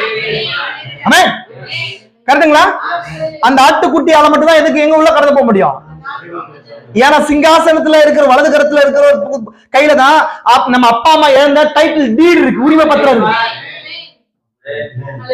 கரெக்டுங்களா? வெளிப்படுத்தல் 5வது அதிகாரத்துல என்ன பாக்குறோம்? கரத்துல என்ன இருக்குது? பூமியில் உரிமை பத்திரம் இருக்குது இல்லைங்களா? அது நம்ம இழக்கப்பட்டு போயிட்டு வெளியே வந்து நிக்கிறோம். இப்போ அதுக்கு யார் போய் வாங்க முடியும்? அந்த ஆட்டுக்குட்டி தான் வாங்க முடியும். அப்போ ஆட்டுக்குட்டி தான் இல்லைங்களா? வெளிப்படுத்தல் 13வது அதிகாரம் 8வது வசனத்தை பாக்குறாரு. 6-8 பாக்குறாரு. என்ன பாக்குறாரு? உலக தோற்றத்துக்கு முன்னாடி அடிக்கப்பட்ட வண்ணமா இருக்கிற ஆட்டுக்குட்டி. ஓ, ஆபேலுக்கு புரியுது, இந்த ஆட்டுக்குட்டியில இருக்கும் போது அந்த முத்திரைக்குள்ள நம்ம போக முடியாதுன்றத புரியுது. ஆமென். கரெக்ட்டுங்களா? அந்த உலகத்தோடு அடிக்கப்பட்ட வண்ணமா இருக்கிற ஆட்டுக்குட்டி ஜீவ புஸ்தகத்துல பேர் எழுதப்பட்டவங்க முத்திரைக்குள்ள போக மாட்டாங்க அப்படின்றது யாருக்கு புரியுது? ஆபேலுக்கு புரியுது. ஆமென். இப்ப இன்னும் ஒரு சில விஷயங்கள் உங்களுக்கு காட்டணும்னு விருப்பப்படுறேன். நல்லா கவனிங்க. இன்னொரு விஷயத்தை ஒரு சில விஷயங்கள் காட்டணும்னு விருப்பப்படுறேன். பாருங்க என்ன சொல்றாரு தீர்க்கதரிசி. நான் தான் உங்களுக்கு சொன்னேன், 2 இங்க இருக்கு. நீங்கள் கவனிப்பீர்களானால் காயினின் வம்சத்திலிருந்து புத்திசாலியான மனிதர் தோன்றினார்கள். காயினிலிருந்து புத்திசாலியான மனிதர்கள் தோன்றினார்கள். கரெக்ட்டுங்களா? சேத்தின் வம்சத்திலிருந்து பக்தியுள்ள மனிதர் தோன்றினார்கள் இல்லைங்களா? நான் தான் சொன்னேன் உங்களுக்கு, இந்த பாயிண்ட் மைண்ட்ல வச்சுக்கோங்க. நீதியின் திராட்சை கொடியையே நான் பொருட்படுத்தி கூறுகிறேன். நான் தான் சொன்னேன் உங்களுக்கு, ஆதியிலிருந்து 2 திராட்சை கொடிகள் டிராவல் ஆயிட்டு வருது. கரெக்டுங்களா? இப்போ ஒரு திராட்சை கொடி பாக்குறீங்க, நீ பாத்திருப்பீங்க. இப்போ விதை கீழே போட்டு திராட்சை செடி வருது இல்லைங்களா? வரும்போது எது பலனை கொடுக்கும்? கொடிதான், செடி கொடுக்காது. அதான் தீர்க்கதரிசி சொன்னாரு இல்லைங்களா? பைபிள் சொல்லுது, என்ன சொல்லுது? நீங்களே நிலைத்திருந்தால் கனிகளை கொடுப்பீங்க. அப்படின்னா நீங்கள் கொடிகள். அப்ப கொடின்றது ஒரு ஸ்பிரிட் அடையாளமா இருக்குது அப்படின்னு சொல்ல, நீங்க என்ன உங்க சரீரத்தை சொல்ல உங்களுக்குள்ள ஒரு ஸ்பிரிட் இருக்குது, அதுதான் கனியை கொடுக்க முடியும். அப்ப இங்க என்ன சொல்றாரு இந்த இடத்துல? நான் அந்த சேத்துடைய அம்சத்திலிருந்து பக்தியுள்ள மனிதர் தோன்றினர் அப்படின்னா நீதியின் திராட்சை, ரைச்சஸ் இல்லைங்களா? அப்போ அந்த திராட்சை கொடியானது நீதியை கொண்டு வருகிற அந்த கொடியா இருக்குது. ஆதி ஆகமத்திலிருந்து வெளிப்படுத்தல் வரைக்கும் பாயுது. அது அந்த கொடி வெளிப்படுத்ததான் என்ன கொடுக்குது? கனியை கொடுக்குது. எந்த நேரம்? இந்த நேரம். ஆமென். புரிஞ்சுக்கலாம் உங்களுக்கு? கவனிங்க பாருங்க. இப்போது இன்றைக்கு நீங்கள் கவனிப்பீர்களே ஆனால் அப்படியே கேள்வியை முடிக்கையில் அந்த காயின் வம்சம் இன்னமும் வாழ்கிறது. காயின் வம்சம் என்ன ஆகுதுங்க அப்படின்னா அந்த காலத்துல கொடுக்கப்பட்ட அந்த மார்க்கத்திலே இருக்கிற 2 பேர். நல்லா புரிஞ்சுக்கணும். அந்த காலத்துல கொடுக்கப்பட்ட மார்க்கம் இல்லைங்களா? தேவனுக்கு ஆராதனை செய்யணும்ன்றது கரெக்ட். அப்படின்னா இது இப்படி சொல்லலாம், எண்ட் டைம் மெசேஜ். அது கரெக்டுங்களா? ஏன்னா அவன் வேற ஒரு தேவனை ஆராதிக்கல. யாருங்க? காயின் வேற ஒரு தேவனை ஆராதிக்கல. இன்னைக்கு அதே மாதிரிதான் இங்க இதே தீர்க்கதரிசி ஏற்றுக்கொண்ட ஒரு டீம், கர்த்தராகிய இயேசு கிறிஸ்துவை ஏற்றுக்கொண்ட ஒரு டீம் தான். ஆனா வெளிப்பாடை பெற்றுக்கொள்ளாத லீகலிஸ்டா இல்லைங்களா? பிரமாணத்தை மட்டும் கை கொண்டு அதுக்கு பின்பதாக வெளிப்பாடை புரிந்து கொள்ளாத ஒரு கூட்டம். எதுக்கு சபைக்கு போறோம், எதுக்கு சபை வச்சிருக்கிறோம், எதுக்கு ஆராதிக்கிறோம், எதுக்கு ஒரு மீட்டிங் நடத்துறோம், எதுக்கு ஞானஸ்தானம் கொடுக்கிறோம், எந்த வெளிப்பாடும் கிடையாது. தங்களை நாங்கள் இருக்கிறோன்றத காண்பிக்கிறதுக்காக செய்யற ஒரு கூட்டம் லீகலிஸ்ட் மைண்ட் செட். அது ஆமென். புரிஞ்சுக்கலாம் உங்களுக்கு? பாருங்க அதுக்குல இன்னமும் வாழ்கிறது. அவர்கள் இருவருமே அவ்விதமாக வளர்ந்துள்ளனர். இன்றிரவு காயினின் பிள்ளைகள் இங்கே ஜெபர்சன் வில்லில் இருக்கிறார்கள். என்ன சொல்றாரு? காயினுடைய பிள்ளைகள் எங்க இருக்கிறாங்களா? நான் சொல்றேன், காயினுடைய பிள்ளைகள் ஒசூர்ல இருக்கிறாங்க. ஆமென். இங்க இருக்கிறாங்க. ஆமென். இதே ரிலிஜன், இதே காட ஆராதிக்கிற ஒரு கூட்டம் இங்க இருக்கிறாங்க. ஆனா ஆபேலுடைய பிள்ளைகளும் இங்க இருக்கிறாங்க, ஆதாமுடைய பிள்ளைகளும் இங்க இருக்கிறாங்க. ஆமென். அத நான் அந்த காட்ட போறேன் உங்களுக்கு. ஆமென். விசுவாசிக்கிறீங்களா? இப்ப பாருங்க, இதுதான் உங்களுக்கு காட்டணும்னு நினைச்சேன். இதுக்கு பின்பதாக இப்ப பாருங்க என்ன நடக்குது பாருங்க. நான் ஏற்கனவே சொன்ன விஷயங்கள்லாம் இங்க சொல்லிட்டாரு. அதான் தீர்க்கதரிசி நோட்ஸ் எடுத்து வச்சிருக்காங்க. இப்போது நீங்கள் கவனிக்க வேண்டும் என்று விரும்புகிறேன். அவன் நோத் என்னும் தேசத்துக்கு சென்றான். இதுக்கு முன்பதாக காயின் ஏதேனில் இருந்தான். ஏதேன் தோட்டம் ஏதேனுக்கு கிழக்கில் இருந்தது. அது சரியா? ஏதேன் தோட்டம் ஏதேனின் கிழக்கில், ஏதேனின் கிழக்கு பக்கத்தில் இருந்தது. கேருபீன்கள் அங்கு வைக்கப்பட்டது. ஜீவ விருட்சம் தோட்டத்தின் கிழக்கு வாசலில் இருந்தது. அங்கே தான் காயினும் ஆபியேலும் தங்கள் பலிகளை செலுத்தினார்கள் என்று எண்ணுகிறேன். சொன்ன நோட்ஸ் தான், நான் சொல்ல. ஆமென். அங்கே தான் சுடர்வழி பட்டயத்தை வைத்திருந்த கேருபீன்களின் வாசலின் கிழக்கே அதற்கு மேல் அவர்களை உள்ளே வரவிடாமல் தடுத்தது. அதுதான் என்ன பண்ணுது? அந்த பட்டயம் தான் தடுக்குது. சரி, இன்னொரு பாயிண்ட் சொல்றேன் உங்களுக்கு. 4 ஜீவன்கள் இந்த காலத்துல இருக்குதா? 4 ஜீவன்கள் இந்த காலத்துல இருக்குதா? என்ன ஜீவன்? என்ன ஜீவன்? முதல் ஜீவன் என்ன? இரண்டாவது ஜீவன் காளை. மூணாவது ஜீவன், 4வது ஜீவன் 4 இருக்குது. அப்படின்னா அந்த சிங்காசனம் இருக்கணுமா இல்லையா? இருக்கணுமா இல்லையா? பிள்ளை சிங்காசனம் மேல ஒருத்தர் உட்கார்ந்து இருக்கிறாரு. அவர் எப்படி இருக்காரு? இன்னைக்கு பில்லர் ஆஃப் ஃபயர் இறங்கி வந்திருக்காரா இல்லையா? வீசி கொண்டிருக்கிற. அப்படின்னா தமிழ்ல அப்படி வாசிக்கிற, இங்கிலீஷ்ல என்ன வருது? ஃபயர் பிளேட் இல்லைங்களா? அப்படின்னா பட்டயம் இருக்கணுமா இல்லையா? என்ன பட்டயம் அது? 3 ஆய் இழுப்பா இருக்குதா இல்லையா? அது 3 ஆய் இழுப்பா இருக்குதா இல்லையா? அதனாலதான் சொல்றது 3 ஆய் இழுப்பு பொது ஜனங்களுக்கு இல்ல, எந்த காயினர்களுக்கும் இல்ல, அது ஆபேலுடைய சந்ததிக்கு மட்டும்தான். ஆமென். இதுக்காக அது வேற யாருக்கும் இல்ல. ஆமென். இப்ப நீங்கள் கவனித்தீர்களா? இயேசு கிழக்கிலிருந்து வருவார், வெளிச்சம் கிழக்கிலிருந்து உதிக்கிறது. நான் இந்த பாயிண்ட் நிறைய விஷயங்கள் எடுத்து காட்டலாம் உங்களுக்கு. அது ஆல்ரெடி உங்களுக்கு தெரியும். கிழக்குன்னும் போது நான் டீட்டெயிலா மேப்போட காட்ட முடியும். ஏன்னா நாம இங்க கிழக்கு இருக்கிறோம். இந்த கிழக்குல இருந்தா கிறிஸ்து வந்தார். கிழக்குல இருந்தா வந்தார். கிழக்குல மேற்கு நோக்கி தான் போனார். சன் எதுங்க? SUN சன் SON இல்லைங்களா? நம்ம கிறிஸ்துமஸ் டைம்ல அந்த ஒரு செய்தியை நம்ம பார்க்கலாம் இல்லைங்களா? நம்ம எதை குறிச்சு பார்க்கிறோம்? சன், கிறிஸ்து பிறந்திருக்கிறார். சன் SON கிறிஸ்து பிறந்தது, வார்த்தை பிறந்திருக்குது இல்லைங்களா? இப்போ அங்க முதலாம் வருகையில அது எங்க இருந்துச்சு? கிழக்குல இருந்து தொடங்கி மேற்கு நோக்கி போறது. 7 சபை காலங்கள்லாம் எப்படி போனாரு? அப்படியே டிராவல் ஆச்சு. ஆமென். விசுவாசிக்கிறீங்களா? ஆனா இன்னொரு விஷயத்தை புரிஞ்சுக்கணும். அந்த 7 தூதர்களும் மேற்கிலிருந்து வந்தாங்க.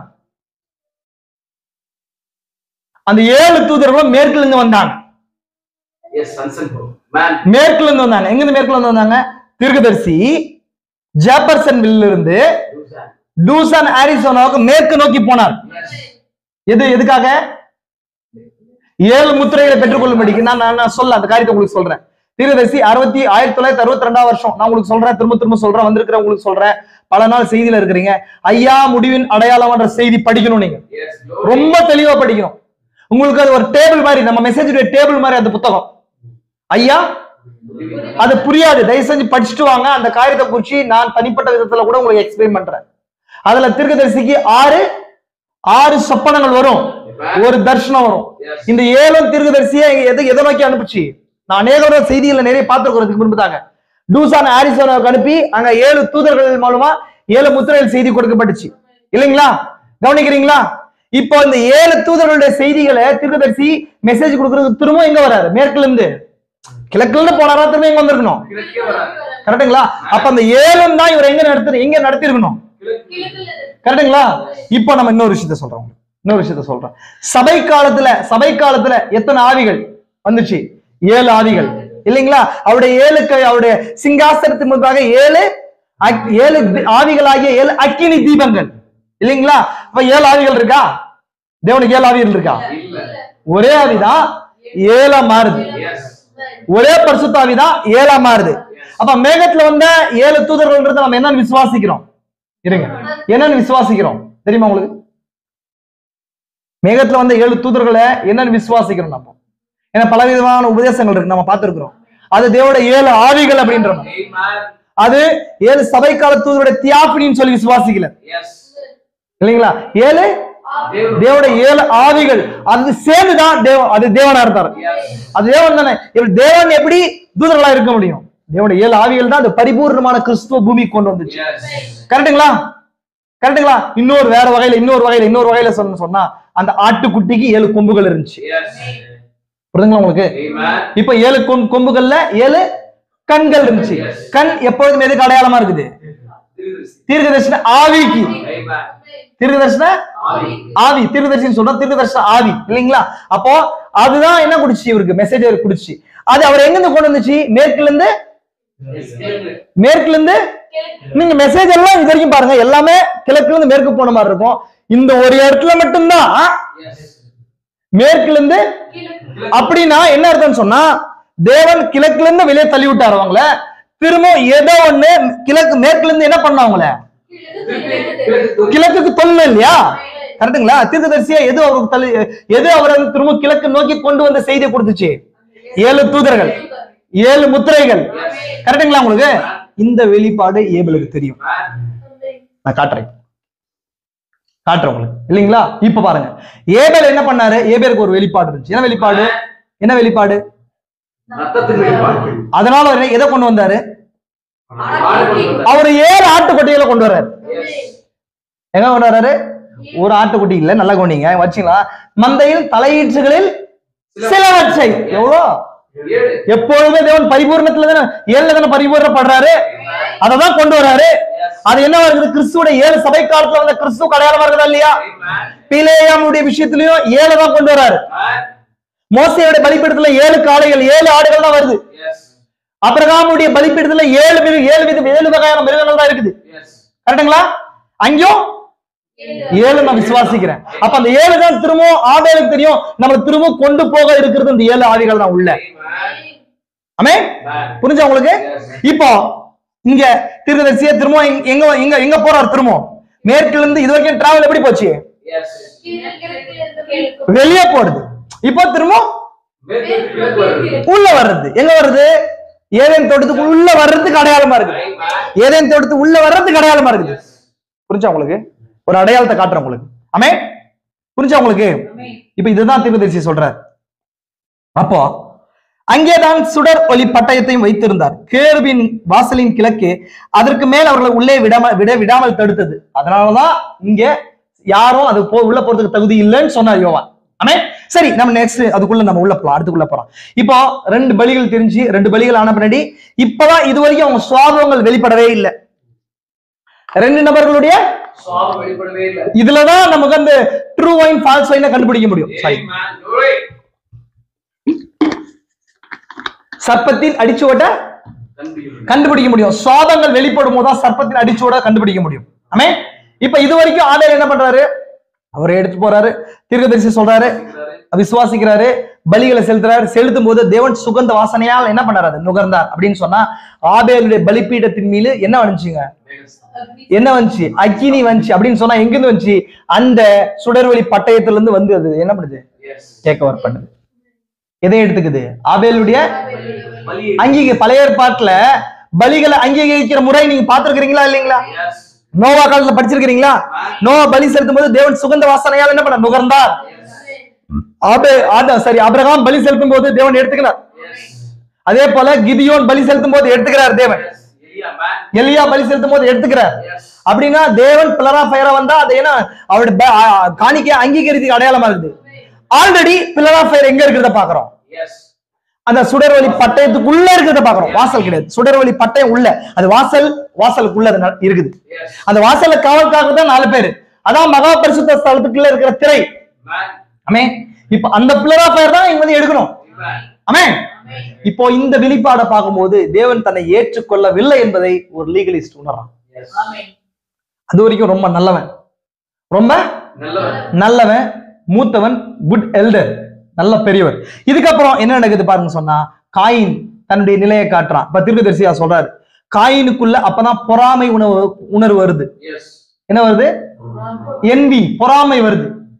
பொறாமை என்ற அந்த குணம் காயினுக்குள்ள வருது. அப்ப அந்த பொறாமை குணம் எங்கிருந்து வந்துச்சுன்றத தீர்க்கதரிசி சொல்றாரு. தெரியுமா உங்களுக்கு? எங்கிருந்து வருதுங்க? அவனோட தகப்பனாகிய லூசிபர் இடத்துல இருந்து வந்துச்சு. அவன் மிகாயேலுடைய ராஜ்யத்தை பார்த்து பொறாமப்பட்டான்றார் தீர்க்கதரிசி. வேணா இந்த நோட்ஸ் எல்லாம் ரொம்ப இம்பார்ட்டன்ட் நோட்ஸா இருக்கிறது. நோட்ஸ் உங்களுக்கு ஷேர் பண்றேன், வேணும்னா நான் ஷேர் பண்றேன். எல்லா நோட்ஸும் இருக்கு. மிகாயேலுடைய ராஜ்யத்தை பார்த்து இல்லைங்களா, மிகாயேலுடைய ராஜ்யத்தை பார்த்து என்ன பண்ணாங்க?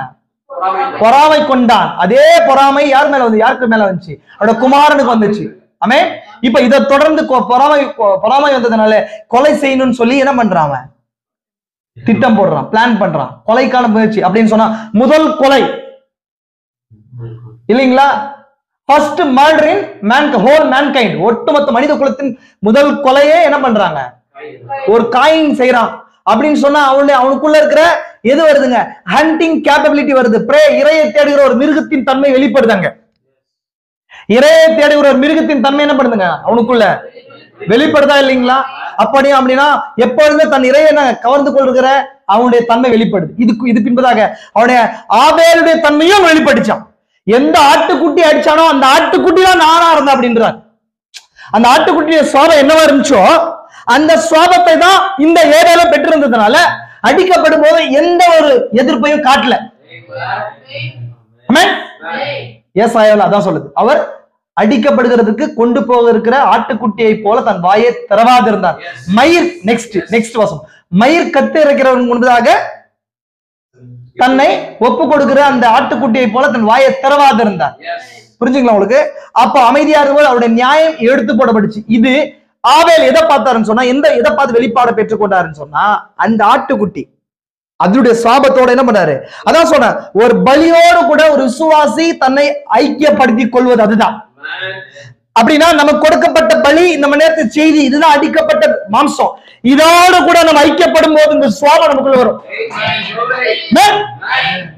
புரிஞ்சுங்களா உங்களுக்கு? ஆபேல் எதுவுமே பேசல. அங்க ஒரு விஷயம் நடக்குது, அந்த பலிபீடத்துல ஒரு விஷயம் நடக்குது. அந்த பலிபீடத்து மேல அந்த அந்த ஆட்டுக்குட்டி, அந்த அடிக்கப்பட்ட ஆட்டுக்குட்டி என்ன பண்ணுது அப்படின்னு சொன்னா, புரியாத மொழியில பேசுதுன்றார். அதான் கொல்கத்தாவுல பேசின மொழியா இருந்துச்சுன்றார்.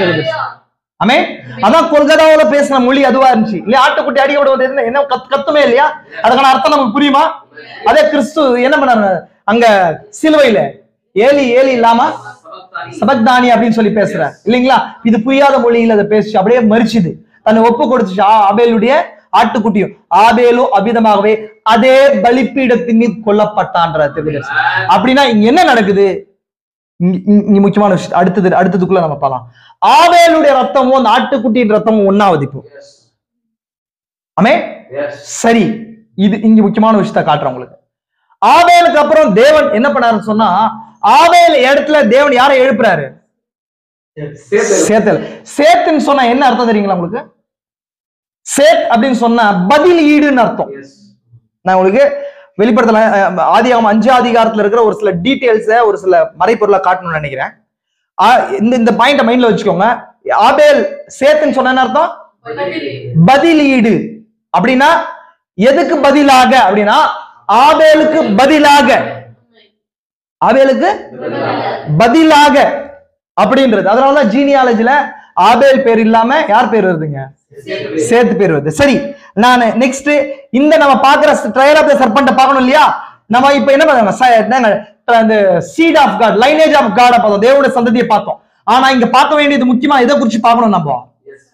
நம்ம ட்ரையல் ஆஃப் தி சர்பென்ட் பார்க்கும்போது அங்கதான் முதல் முத்திரையானது போடப்படுது. First mark in the whole mankind, மனுஷ குலத்திலே இல்ல முதல் முத்திரை, முதல் அடையாளம். முத்திரை கிடையாது, அடையாளம், மார்க். ஆமென். அந்த ஃபர்ஸ்ட் மார்க் எப்படி போடப்பட்டுச்சுன்றத குறிச்சு பாருங்க, நான் சொல்றேன். இங்க பாருங்க. அப்பொழுது கைன் அவன் தவறு செஞ்சான். தவறு செஞ்ச பின்னாடி பேசின விஷயங்கள் தெரியும். என்ன பேசுறான் அப்படின்னா, அதுதான் இன்னைக்கு இருக்கிறவங்களோட மனநிலை. நான் அந்த காரியத்தை குறித்து டீட்டெயிலா பேச விருப்பப்படல, சின்ன லைன் சொல்றேன். அவன் தன் சகோதரனை கொலை செஞ்சான். கொலை செஞ்ச பின்னாடி என்ன பண்றான்னு சொன்னா, அவன் என்ன உன் சகோதரன் எங்கன்னு கேட்கிறாரு. சகோதரன் எங்கன்னு கேட்கிறாரு. அப்ப அவன் என்ன சொல்றான் அப்படின்னா, என் சகோதரனுக்கு நான் காவலாளியோ அப்படின்றான். அப்ப திரும்பி அவன் எதை நிரூபிக்கிறான் அப்படின்னா, தன் தகப்பனுடைய வேலையில நான் இல்லைன்றதை நிரூபிக்கிறான். உங்களுக்கு என்ன புரியுது? அவன் சர்ப்பம் எதுக்காக வச்சிருந்தாருங்க? பண்படுத்துறதுக்கு, காவலுக்காக வச்சிருந்தாரு. இப்ப அந்த வேலையில நான் இல்ல, நான் தன்னை ரைஸ் பண்ற நிலைக்குள்ள கொண்டு போறத அவன் காட்டுறாங்க. புரியுதுங்களா உங்களுக்கு? இப்ப அடுத்ததா என்ன நடக்குதுன்னு சொன்னா, காவலாளியோன்னு பேசிட்டான். பேசின உடனே அப்ப அதுக்கு முன்பதாக ஒரு விஷயம் நடக்குது. இன்னைக்கு மெயினா இங்க சபைகள்ல பிசாச செயல்படுகிற விதம், சகோதர மத்தியில பிசாச செயல்படுகிற விதத்தை காட்டுறாரு. என்ன காட்டுறான்னு சொன்னா, ஆபேலுடைய காணிக்கையை தேவனை அங்கீகரிச்ச உடனே காயினுடைய முகநாடி வேறுபடுது. காயினுடைய இங்க அந்த ஆவி செயல்படுது, முகநாடி வேறுபடுது. அப்படின்னு சொன்னா ஆபேல் தான் வாயில எந்த விஷயத்த சொல்ல, ஒன்னும் சொல்லாமையே அவனோட முகநாடி வேறுபடுது. அப்படின் போது அதை தேவன் இருதயத்தில் வகையறுத்தல் மூலம் கண்டடிக்கிறார். அதனாலதான் இந்த ஸ்பிரிட் இன்னைக்கு நமக்கு இருக்குது. அதனாலதான் உலகத்துடைய முகநாடி தெரியுது. ஏற்கனவே முகநாடி மாறுது.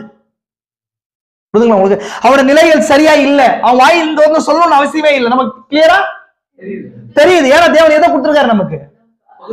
Designing spirit. அவன் வாயை திறந்து சொல்ல, தேவனை ஏன் ஏத்துக்கல அப்படின்னா என்ன பண்ணாங்க? சொல்ல. ஆனா அவன் முகநாடி வேறுபடும் போது தேவனே பேசுறார். ஏன் உன் முகநாடி வேறுபட்டது? நீ நன்மை செய்தால் மேன்மை இல்லையோ, நன்மை செய்யாதிருந்தால் பாவம் வாசைப்படி படித்திருக்கும். அப்படின்னா இங்க ஒரு முக்கியமான விஷயத்தை தீர்க்கதரிசி எக்ஸ்பிளைன் பண்ணாரு. என்ன எக்ஸ்பிளைன் பண்ணான்னு சொன்னா, தேவன் சொன்னாரா, காயினுக்கு கொடுத்த 2வது சான்ஸா கொடுக்குறாரு. நீ பலி செலுத்தினா இந்த பலி, இந்த காணிக்கை சரியா வெளிப்பாட்டினால் வந்ததல்ல, உன் சகோதரனுடைய வழியை தெரிந்து கொள் அப்படின்னு சொல்றார். என்ன சொல்றார்? வழியை தெரிந்து கொள். அதனால சில பேர், சில நபர்கள் இன்னைக்கு செய்தி பண்றாங்க. இவங்க செஞ்சதை மட்டும் நாங்க செய்ய மாட்டேன், அது ரைட்டா இருந்தாலும் சரி, இவங்க சொல்ற பிரீச்சர் நாங்க கேட்க மாட்டோம். என்னவா இருக்குது? ஏங்க எங்களோட பார்க்காதீங்க. இது மூலம் வர்ற வெளிப்பாட பாருங்கன்னா, இல்லைங்க என்ன பண்ணாலும் அவர் போன வழியில் நான் வரமாட்டேன், அவர் நிக்கிற இடத்துல நிக்க மாட்டேன். என்ன இழக்கப்பட்டு போறது யாரு? நீங்க தான். அது எனக்கு சொந்தமான வழி கிடையாது, நம்ம எல்லாருக்கும் கொடுக்கப்பட்ட வழி அது. ஆமென். தேவனால் நமக்காக அருளப்பட்ட வழி. தீர்க்கதரிசி சொல்றாரு. என்ன சொல்றாரு சொன்னா, காயின் அப்ப தேவன்கிட்ட என்ன பேசுறான்னு சொன்னா, நான் என் சொந்த வழியிலே நான் ஆராதனை செய்ய விரும்புறேன்னு சொன்னானா. என்ன சொல்ற? நான் எப்படியா இருக்கிறனோ அந்த வழியிலே நீங்க ஏற்றுக்கொள்ள தயாரா இருக்குன்னு தேவன் கிட்ட சொல்றான். இதுக்கான நோட்ஸ் நான் எடுத்து வச்சேன். இங்க பாருங்க, இங்க பாருங்க. ட்ரூ ஈஸ்டர் மெசேஜ்ல, ட்ரூ ஈஸ்டர் சீல் மெசேஜ்ல என்ன சொல்றாரு பாருங்க. நீ ஆபரை போன்றே ஆராதித்தால் நீ நன்றாய் செய்வாய் என்றார். என்ன சொல்றாரு? நீ ஆபேல் மாதிரி செஞ்சா நீ கரெக்டா செய்யறன்றார். ஆனா என்ன சொல்றாரு பாருங்க. ஆனால் காயின், இதைத்தான் நான் சேர்த்து வைத்திருக்கிறேன், இதைத்தான் நான் வைத்துள்ளதே இதுதான், இதைதான் நான் அளிக்கிறேன், நீர் இதை ஏற்றுக்கொள்ளும், இல்லை என்றால் இதை விட்டுவிடும், 2இல் 1 நீ செய்ய வேண்டும், அதற்கு உம்முடைய ஏற்புடையதாக அமைத்துக் கொள்ளும் என்றவரே கூறினான். அப்படின்னா நான் பைபிள் படிக்கிறேன், நான் செய்திக்கு வரேன், சபைக்கு வரேன், நான் ஒரு செய்திக்கு சபைக்கு போறாங்க, அது வார்த்தை பிரீச் பண்றாங்களா இல்லையான்றதெல்லாம் விஷயம் இல்லை.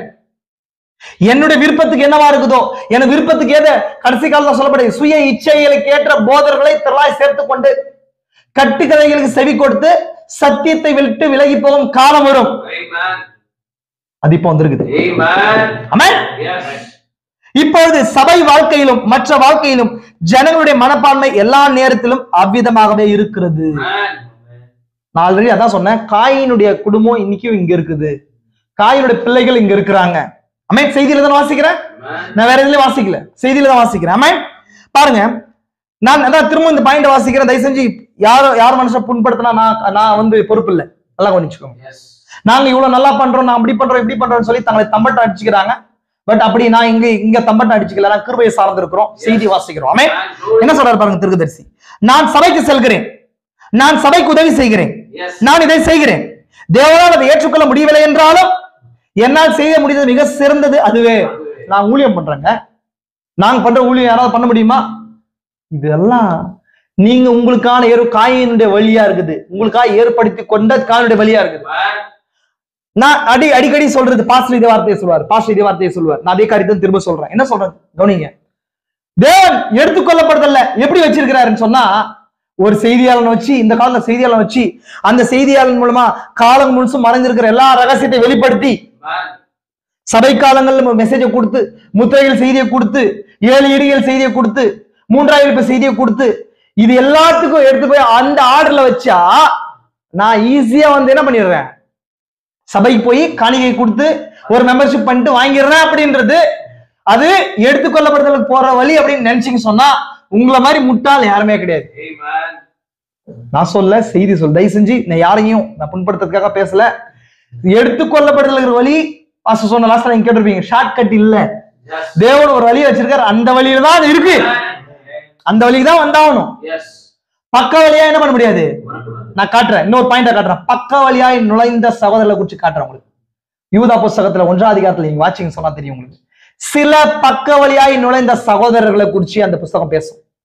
அவங்க உங்கள் அன்பின் விருந்துகளில் கரைகளாய் இருப்பார்கள் அப்படின்னா அந்த யூதா புஸ்தகம் அந்த கடைசி காலத்தை குறிச்சு பேசும். பக்க வழியா நுழைந்த சகோதரர்களுடைய சுவாபத்தை பைபிள் எப்படி டீகோட் பண்ணும்னா 3 நபரோட டீகோட் பண்ணும். நீங்க வாசிங்க. 1 காயின், 2 யாருங்க பிலேயாம், 3 கோரா. இந்த 3 நபர்களையும் பக்க வழியாய் நுழைந்த சகோதரர்கள் அப்படின்னு சொல்லப்படும் இல்லைங்களா. ஸ்ட்ரைட் வேல வராம, தேவனால் அருளப்பட்ட வழியில வராம உள்ள வர்றதுக்கு காயினுடைய நிலை இதுதான். அதான் நான் காட்டினேன் உங்களுக்கு. நீங்க நம்ம பண்ற ஊழியத்தை வச்சோ இல்லைங்களா, நம்ம பண்ற நல்ல கிரியைகளை வச்சோ கிடையாது. தேவன் இந்த நாள்ல ஒரு அருளப்பட்ட வழியை வச்சிருக்கிறார். அந்த வழியில வந்தாதான் நம்மளோட சுவாபம் மாறும். நல்ல கிரியைகள் என்னங்க, நல்ல கிரியைகளை விட பசுத்தாவியுடைய அடையாளம் அல்ல இல்லைங்களா. Good life is not evidence of the Holi Ghost. Good life அது பரிசுத்தாவியுடைய அடையாளம் அல்ல. இதுதான் இனி பிசாசு வச்சிருக்க மிகப்பெரிய வஞ்சகம். Token life is the evidence of the Holi ghost. அடையாளமிடப்பட்ட வாழ்க்கையே அப்படியே இந்த மணி நேரத்துக்கு வெளிப்படுத்தப்பட்ட சத்தியம் நம்ம வாழ்க்கையில வெளியே வருது. ஆமென். அது சில நேரங்களில் சாட்டை எடுத்து சொல்லிட்டு வைக்கும், சில நேரங்களில் பிரிக்கும் நம்மள. என்ன சகோதர சிநேகம் உண்மையான சகோதர சிநேகத்தை அது வெளிப்படுத்தும். ஆமென். புரிஞ்சுக்கணும் உங்களுக்கு. இதுதான் பாருங்க இந்த பாயிண்ட். சபைக்கு உதவி செய்கிறேன், இதுக்கீழ பாருங்க. ஆனால் தேவன் கேட்கிறது இன்னும் அதுவா இருக்கவில்லை. அதனால சொன்ன இன்னும் 10 எடுத்துக்கொள்ளப்படுதலுக்கு. நீங்க நினைக்கிறது இன்னும் சபையை கூட்டுறதோ, ஞானஸ்தானம் கொடுக்கறதோ, இல்ல கூட்டங்களை கூட்டுறதோ, நான் செய்தியில இருக்கிற சொல்ல பெரிய பேனர் போடுறதோ இல்ல. இன்னும் 10 எடுத்துக்கொள்ளப்படுதல்ன்றது வெறும் ஞானஸ்தானத்தோட முடியல, செய்தியை வாசிக்கிறதோட முடிய கிடையாது. அது 7 இடிகள்ல இருக்குது. அந்த 7 இடிகள் தான் என்னங்க எடுத்துக்கொள்ளப்படுதல் விசுவாசத்தை நமக்கு கொடுக்கும். அது 3ஆம் இழுப்பு பிடிச்சு வச்சிருக்குது. 3ஆம் இழுப்புக்குள்ள வரும்போது அதெல்லாம் வெளிப்படும். ஆமென். புரியுதுங்களா? அதுதான் தேவன் ஒரு அருளப்பட்ட வழியை கேட்கிறார். என்னங்க தேவன் ப்ரொவைடட் வே, ஒரு அருளப்பட்ட வழி இல்லைங்களா. ப்ரொவைடட் வே, ஒரு அருளப்பட்ட வழியின் மூலம் ஆராதிக்கணும். இங்கதான் சர்ப்பத்தின் வித்துக்கும் சர்ப்பத்தை அடிச்சோட கண்டறிய முடியும். நான் உங்களுக்கு சொன்னேன், ஏன் காட்டணும் உங்களுக்குன்னா, ஒரே சபையில இன்னைக்கு நான் ஆல்ரெடி உங்களுக்கு சொல்லிட்டேன், சர்ப்பத்தின் அடிச்சோடுன்றது வெளியில இல்லைன்னு சொல்லிட்டேன். நான் செய்திகள் முன்னாடியே சொன்னேன் ஸ்டார்டிங். சர்ப்பத்தின் அடிச்சோடுன்றது எங்க இல்ல, வெளியே இல்ல, ஒரே கர்ப்பத்துலதான் இருக்கும். நான் திரும்ப அதே சொல்றேன் உங்களுக்கு, ஒரே கர்ப்பத்துல இருக்கும், ஒரே கோத்திரத்துல இருக்கும், ஒரே செய்தியில இருக்கும். ஒரே சபையில இருக்கும். இப்ப இது அடையாளம் கண்டு கொள்றதுக்கான வழி அதுதான். அந்த ஜீவனை பெற்றிருக்கிற வித்து என்ன பண்ணுங்க, அருளப்பட்ட வழியில போகும். சர்ப்பத்தின் வித்து என்னங்க, சர்ப்பத்தை அடிச்சு விடு, ஓன் தாட்டை எடுத்துக்கின்னு அந்த வழியில டிராவல் பண்ணி உலகத்துக்கு நல்லவனா இருக்கிறதுக்கு விரும்புறது. ஆமென். சரி, நெக்ஸ்ட் அது பின்னதாக என்ன பண்ணாங்க, நீ நன்மை செய்தால் மேன்மை இல்லையோன்னு சொல்லிட்டாரு. என்ன பண்ணாரு, அதுக்கப்புறம் நீ வாசப்படியிலே பாவம் படுத்திருக்கும், நீ அதை ஏற்றுக்கொள்ளாம இருந்தா பாவம் பிரவேசிக்கும் சொன்னாரு. வெளியில அவனுக்கு ஒரு ஆடு இருக்கிறது போல உனக்காகவும் ஒரு ஆடு இருக்கு, நீ போய் பலி கொண்டு வந்து பலி செலுத்தினாரு. பலி செலுத்தல. அதுக்கப்புறம் ஆபேலுக்கு விரோதமா எழும்பி காயின் என்ன பண்றாருங்க, கொலை செய்யறாரு. இதெல்லாம் முடிஞ்சவனடி இங்கதான் முதல் முத்திரையின் நேரம் வெளிப்படுது. முதல் முத்திரையின் காரியம் வெளிப்படுது. என்ன நடக்குது பாருங்க, என்ன நடக்குது பாருங்க பாருங்க. அப்பொழுது காயின் கர்த்தரை நோக்கி, எனக்கு இட்ட தண்டனை என்னால் சகிக்க முடியாது. ஏன், என்ன ஒரு தண்டனை கொடுக்கிறார், என்ன சொல்றாரு, சமூகத்தை விட்டு அந்த காரியம் பாருங்க. ஒரு நிமிஷம்.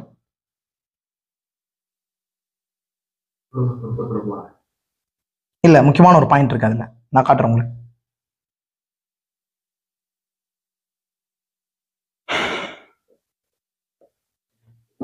பாருங்க.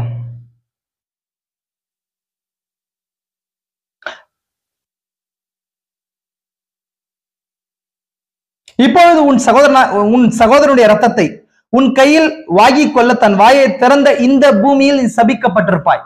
கொடுத்த சாபம் இல்லைங்களா? இப்போ சாபத்தோட அந்த அடையாளம் அப்படின்னா மார்க் வந்து சம்பந்தப்பட்டிருந்த நீங்க பாப்பீங்க இந்த இடத்துல. புரியுதுங்களா உங்களுக்கு? ஏன்னா அது கீழே பாருங்க, அது கீழே பாருங்க. அப்பொழுது காயின் கர்த்தரை நோக்கி, எனக்கு இட்ட தண்டனை என்னால் சகிக்க முடியாது. என்ன சொல்றான், இவங்க ஒரு சாபம் கொடுக்குறான். நல்லா கூர்ந்து கவனிங்க. இவங்க ஒரு சாபம் கொடுக்குறாரு தேவன். என்ன கொடுக்குறாரு, நீ இந்த சகோதரனுடைய ரத்தத்தை திறந்து வாங்கி கொண்டு இந்த பூமியில நீ சபிக்கப்பட்டிருப்பாய் அப்படின்னு சொல்லிட்டாரு இல்லைங்களா? அப்போ என்ன சொல்லிட்டு சொல்றாரு, நீ நிலத்தை பயிரிடும் போது அது தன் பலனை நோக்கு கொடாது, நீ பூமியில நிலையற்று அலைந்து திரிகிறவனாய் இருப்பாய் என்றார். அப்படின்னு சொன்னா உனக்கு ஸ்டேபிள் பிளேஸ் இருக்காது. ஒரு ஸ்டெபிளைஸான ஒரு நிலையான ஒரு இடத்த என்ன பண்ண மாட்டேன் இல்ல. அப்படின்னா நீ எந்த இடத்துக்கு போறியோ அந்த இடத்துல சாபம் வரும்ன்றது அதுக்கான அடையாளம். நீ இடத்துக்கு போற இடத்துல நீ சாபமா இருப்பாய் அப்படின்றது அடையாளம். அதான் அடையாளம். தேவனுக்கு கொடுத்த, தேவன் காயின் மேல போட்ட அந்த அடையாளம் தான் மார்க். அப்படின்னு சொன்னா நார்மலா இருக்கிறாங்க, யாரோ ஒரு நபர் இங்க உள்ள வந்த உடனே அந்த இடம் என்ன ஆகுது, சாபமா மாறுது. அந்த நிலம் சாபமா மாறுது, அந்த இடம் சாபமா மாறுது. கரெக்டுங்களா? புரியுதா உங்களுக்கு? இப்போ நல்லா நீங்க நார்மலா இருக்கிறாங்க, இங்க இருக்கும்போது ஒரு நபர் உள்ள இங்க வந்து உட்காரா போது இந்த இடத்துல ஏதோ ஒரு அசம்பாவிதம் நடந்துச்சு வச்சுக்கோங்களேன், நம்ம என்ன பண்ணுவோம், என்ன பண்ணுவோம்னா அந்த நபரை கார்னர் பண்ணி அந்த நபரை நம்ம என்ன பண்ணுவோம், அனுப்புறது இல்ல, ஏதோ ஒண்ணு செய்ய துடிப்போம். அதுதான் இவங்க கேட்கறான். புரியுது அந்த காரியம்? புரியுதுங்களா உங்களுக்கு? நான் திரும்ப படிக்கிறேன், புரியல நான் பாருங்க, நான் திரும்ப படிக்கிறேன். இப்பொழுது உன் சகோதரனுடைய ரத்தத்தை உன் கையிலே வாங்கி கொள்ள தன் வாயை திறந்தது பூமியிலே சபிக்கப்பட்டிருப்பாய். நீ நிலத்தை பயிரிடும் போது அது தன் பலனை உனக்கு கொடாது, நீ பூமியிலே நிலையற்று அலைகிறவனா இருப்பாய் என்றார். புரிஞ்சு? இப்போ இந்த சாபம் என்னன்றதை குறிச்சு காயினுக்கு புரிஞ்சிருச்சு. காயின் என்ன சொல்றாரு பாருங்க. அப்பொழுது காயின் கர்த்தரை நோக்கி, எனக்கு இட்ட தண்டனை என்னால் சகிக்க முடியாது, இன்று என்னை இந்த தேசத்திலிருந்து துரத்தி விடுகிறீர், நான் உங்கள் சமூகத்துக்கு விலகி மறைந்து பூமியிலே நிலையற்று அலைகிறவனா இருப்பேன், என்னை கண்டுபிடிக்கிறவன் எவனும் என்னை கொன்று போடுவானே என்றான். அப்படின்னா தேவன் கொடுத்த, கவனிப்பா, தேவன் கொடுத்த இந்த சாபத்தோட அவன் மரணமும் சம்பந்தப்பட்டிருக்குது. கரெக்டுங்களா? தேவன் வந்து ஒரு சாபத்தை கொடுத்தார் இல்லைங்களா? அப்போ சாபம், இவன் இட்ட சாபத்தினால இவனுக்கு மரணம் வரப்போகுது. என்னங்க அவன் புரிஞ்சுக்கான். என்ன புரிஞ்சுக்கினா, கொடுத்த சாபத்தினால யாராவது என்ன பார்த்தாங்கன்னா என்ன பண்ணிடுவாங்க, கொலை பண்ணிடுவாங்க. அப்படின்னா இவன் சாபத்தினால என்ன சாபத்தை கொடுத்தாரு அப்படின்னா ரெண்டு விதமா இருக்குது. சபிச்சு நீ போற இடத்துல என்ன இருக்காதுன்னு சொன்னா பலன் கொடாம போகும். நீ எந்த இடத்துக்கு போறீங்கன்னா அந்த இடத்துல என்ன இருக்காது, பலன் இருக்காது. அப்படின்னு சொன்னா அந்த இடம் ஜனங்கள் என்ன பண்ணுவாங்க, அப்போ இதுதான விஷயம். அப்போ தண்டனை இதுதான். நீ ஒரு இடத்துல இருக்க மாட்டேன் அப்படின்னா ஒரு இடத்துக்கு போனா அந்த இடத்துல சாபம் வரும். அதனால உன்னை அடிச்சு அங்க தடுத்துவாங்க.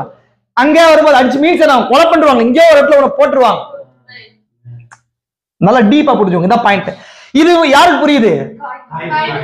காயினுக்கு புரியுது இல்லைங்களா? இந்த காயினுக்கு புரிஞ்ச உடனே எனக்கு கண்டுபிடிக்கிறவன் எவனும் எனக்கு கொண்டு போடுவானே அப்படின்னா யாராவது கண்டு போய் பார்த்தாங்கன்னா நான் காரணம் அப்படின்னுச்சுன்னா சாபம் வருதுன்னு சொன்னா என்ன அவங்க ஒரு பிரீச்சர் இப்படி சொல்றாரு. என்ன சொல்றாரு ஒரு பிரீச்சர் இப்படி சொல்றாரு, என்னுடைய கருத்துன்னு சொல்ல வரல. என்ன சொல்றாருன்னா காயின் இப்படி நடந்து போகும்போது நிலத்துல பயிர்கள் எல்லாம் அப்படியே காஞ்சினே போயிடுமா அப்படின்றாரு.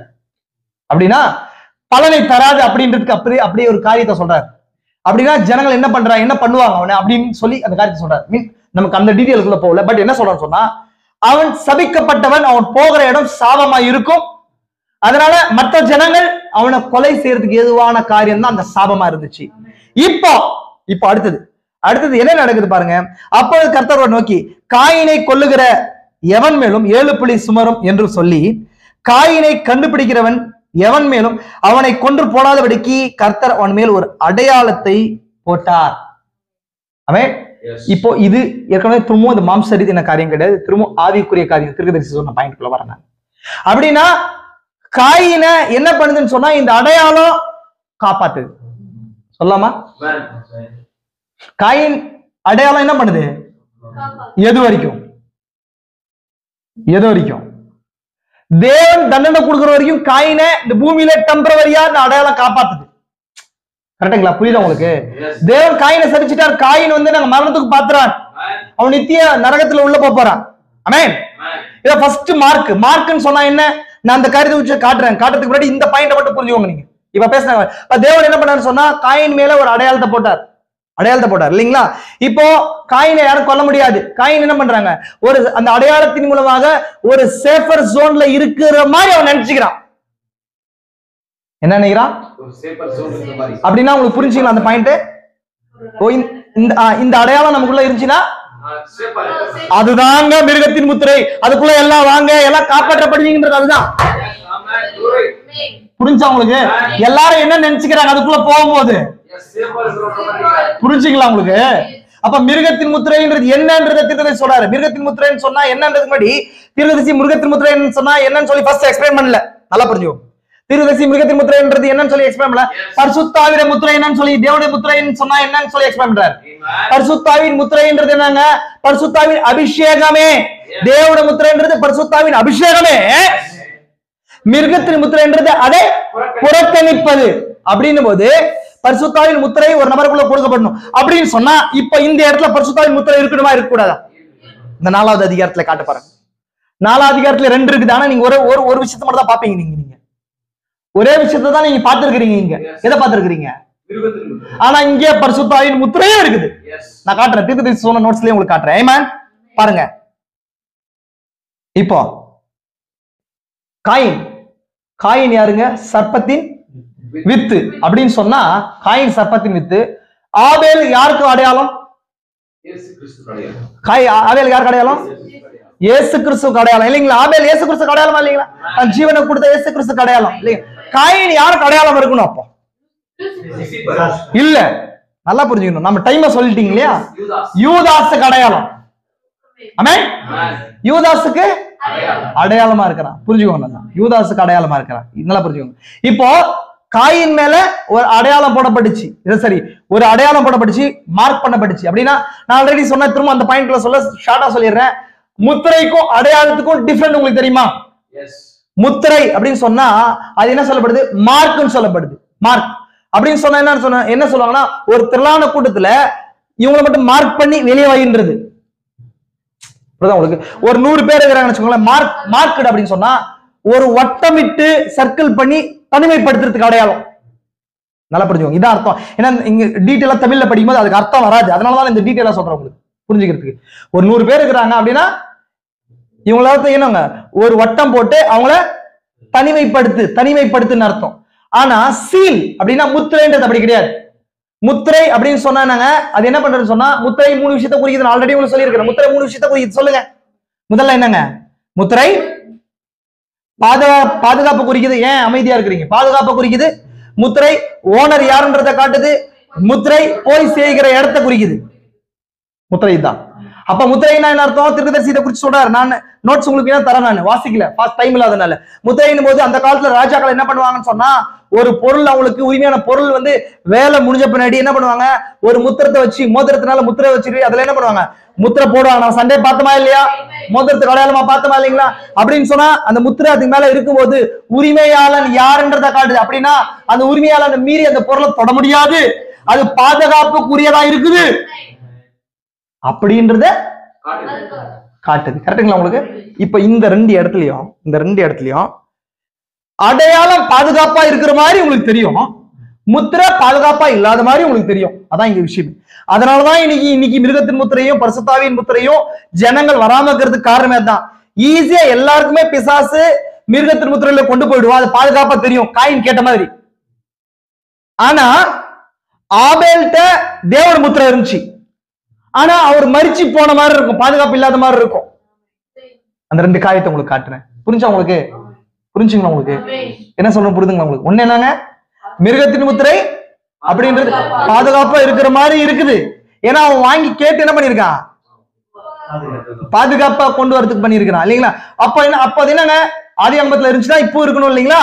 அப்ப என்ன பண்ணுவாங்க, அப்ப கரெக்ட் தானங்க, நம்ம அதுக்குள்ள போயிடலாமே, பாதுகாப்பா இருக்கலாமே, அந்த பாயிண்ட் வரும். ஆனா ஆபேல் கிட்ட என்ன முத்திரை இருந்துச்சு, தேவட முத்திரை இருந்துச்சு, ஆனா அவன் மரிச்சிட்டார்ல இல்லைங்களா?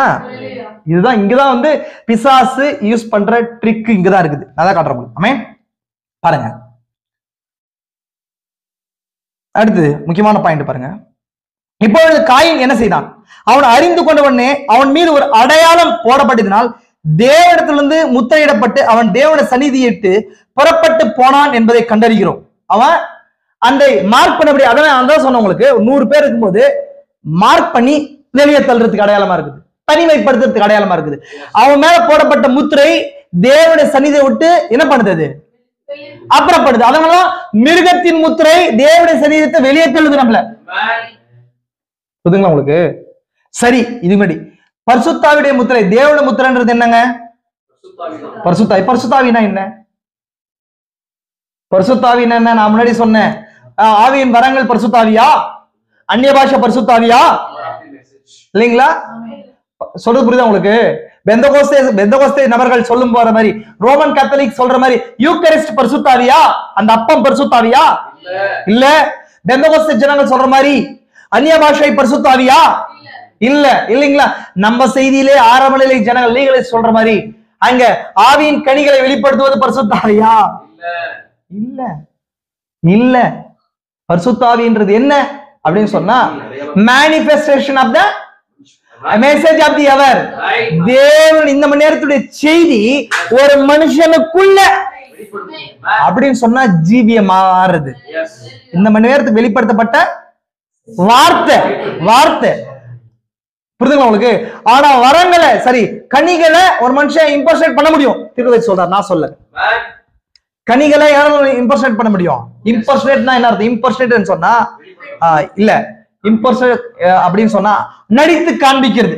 இம்பர்சனேஷன் அப்படின்னு சொன்னா அந்த வார்த்தையில புரிஞ்சுக்கோங்க, நான் திரும்ப சொல்லுவேன் அந்த வார்த்தைகளை. இம்பர்சனேஷன் அப்படின்னா நடித்து காண்பிக்க முடியும், ஆவியின் வரங்களையும் நடித்து காண்பிக்க முடியும். சரி, அதையும் போலி பண்ண முடியும். போலி பண்ண முடியாத ஒரு விஷயம் இந்த காலத்துல இருக்குமானால் அது எதுன்னு சொல்லி திருப்பதி சொல்றாரு. என்ன? மூன்றாவது எழுப்ப அப்ப அதுதான் பரிசுத்தாவி, அதுதான் வார்த்தை இல்லையா? மூன்றாவது எழுப்பினாங்க, சாபினோல ஒரு கையில விழுந்தது என்ன ஆச்சு? பட்டயம். அதுதான், அதை என்ன பண்ண முடியாது ஒரு மனுஷனால, நடித்து காண்பிக்க முடியாது. அப்ப அதுதான் பரிசுத்தாவி. எஸ்பெஷலி இன்னும் டீட்டெயிலா சொன்னா 7வது முத்திரை தான் பரிசுத்தாவி.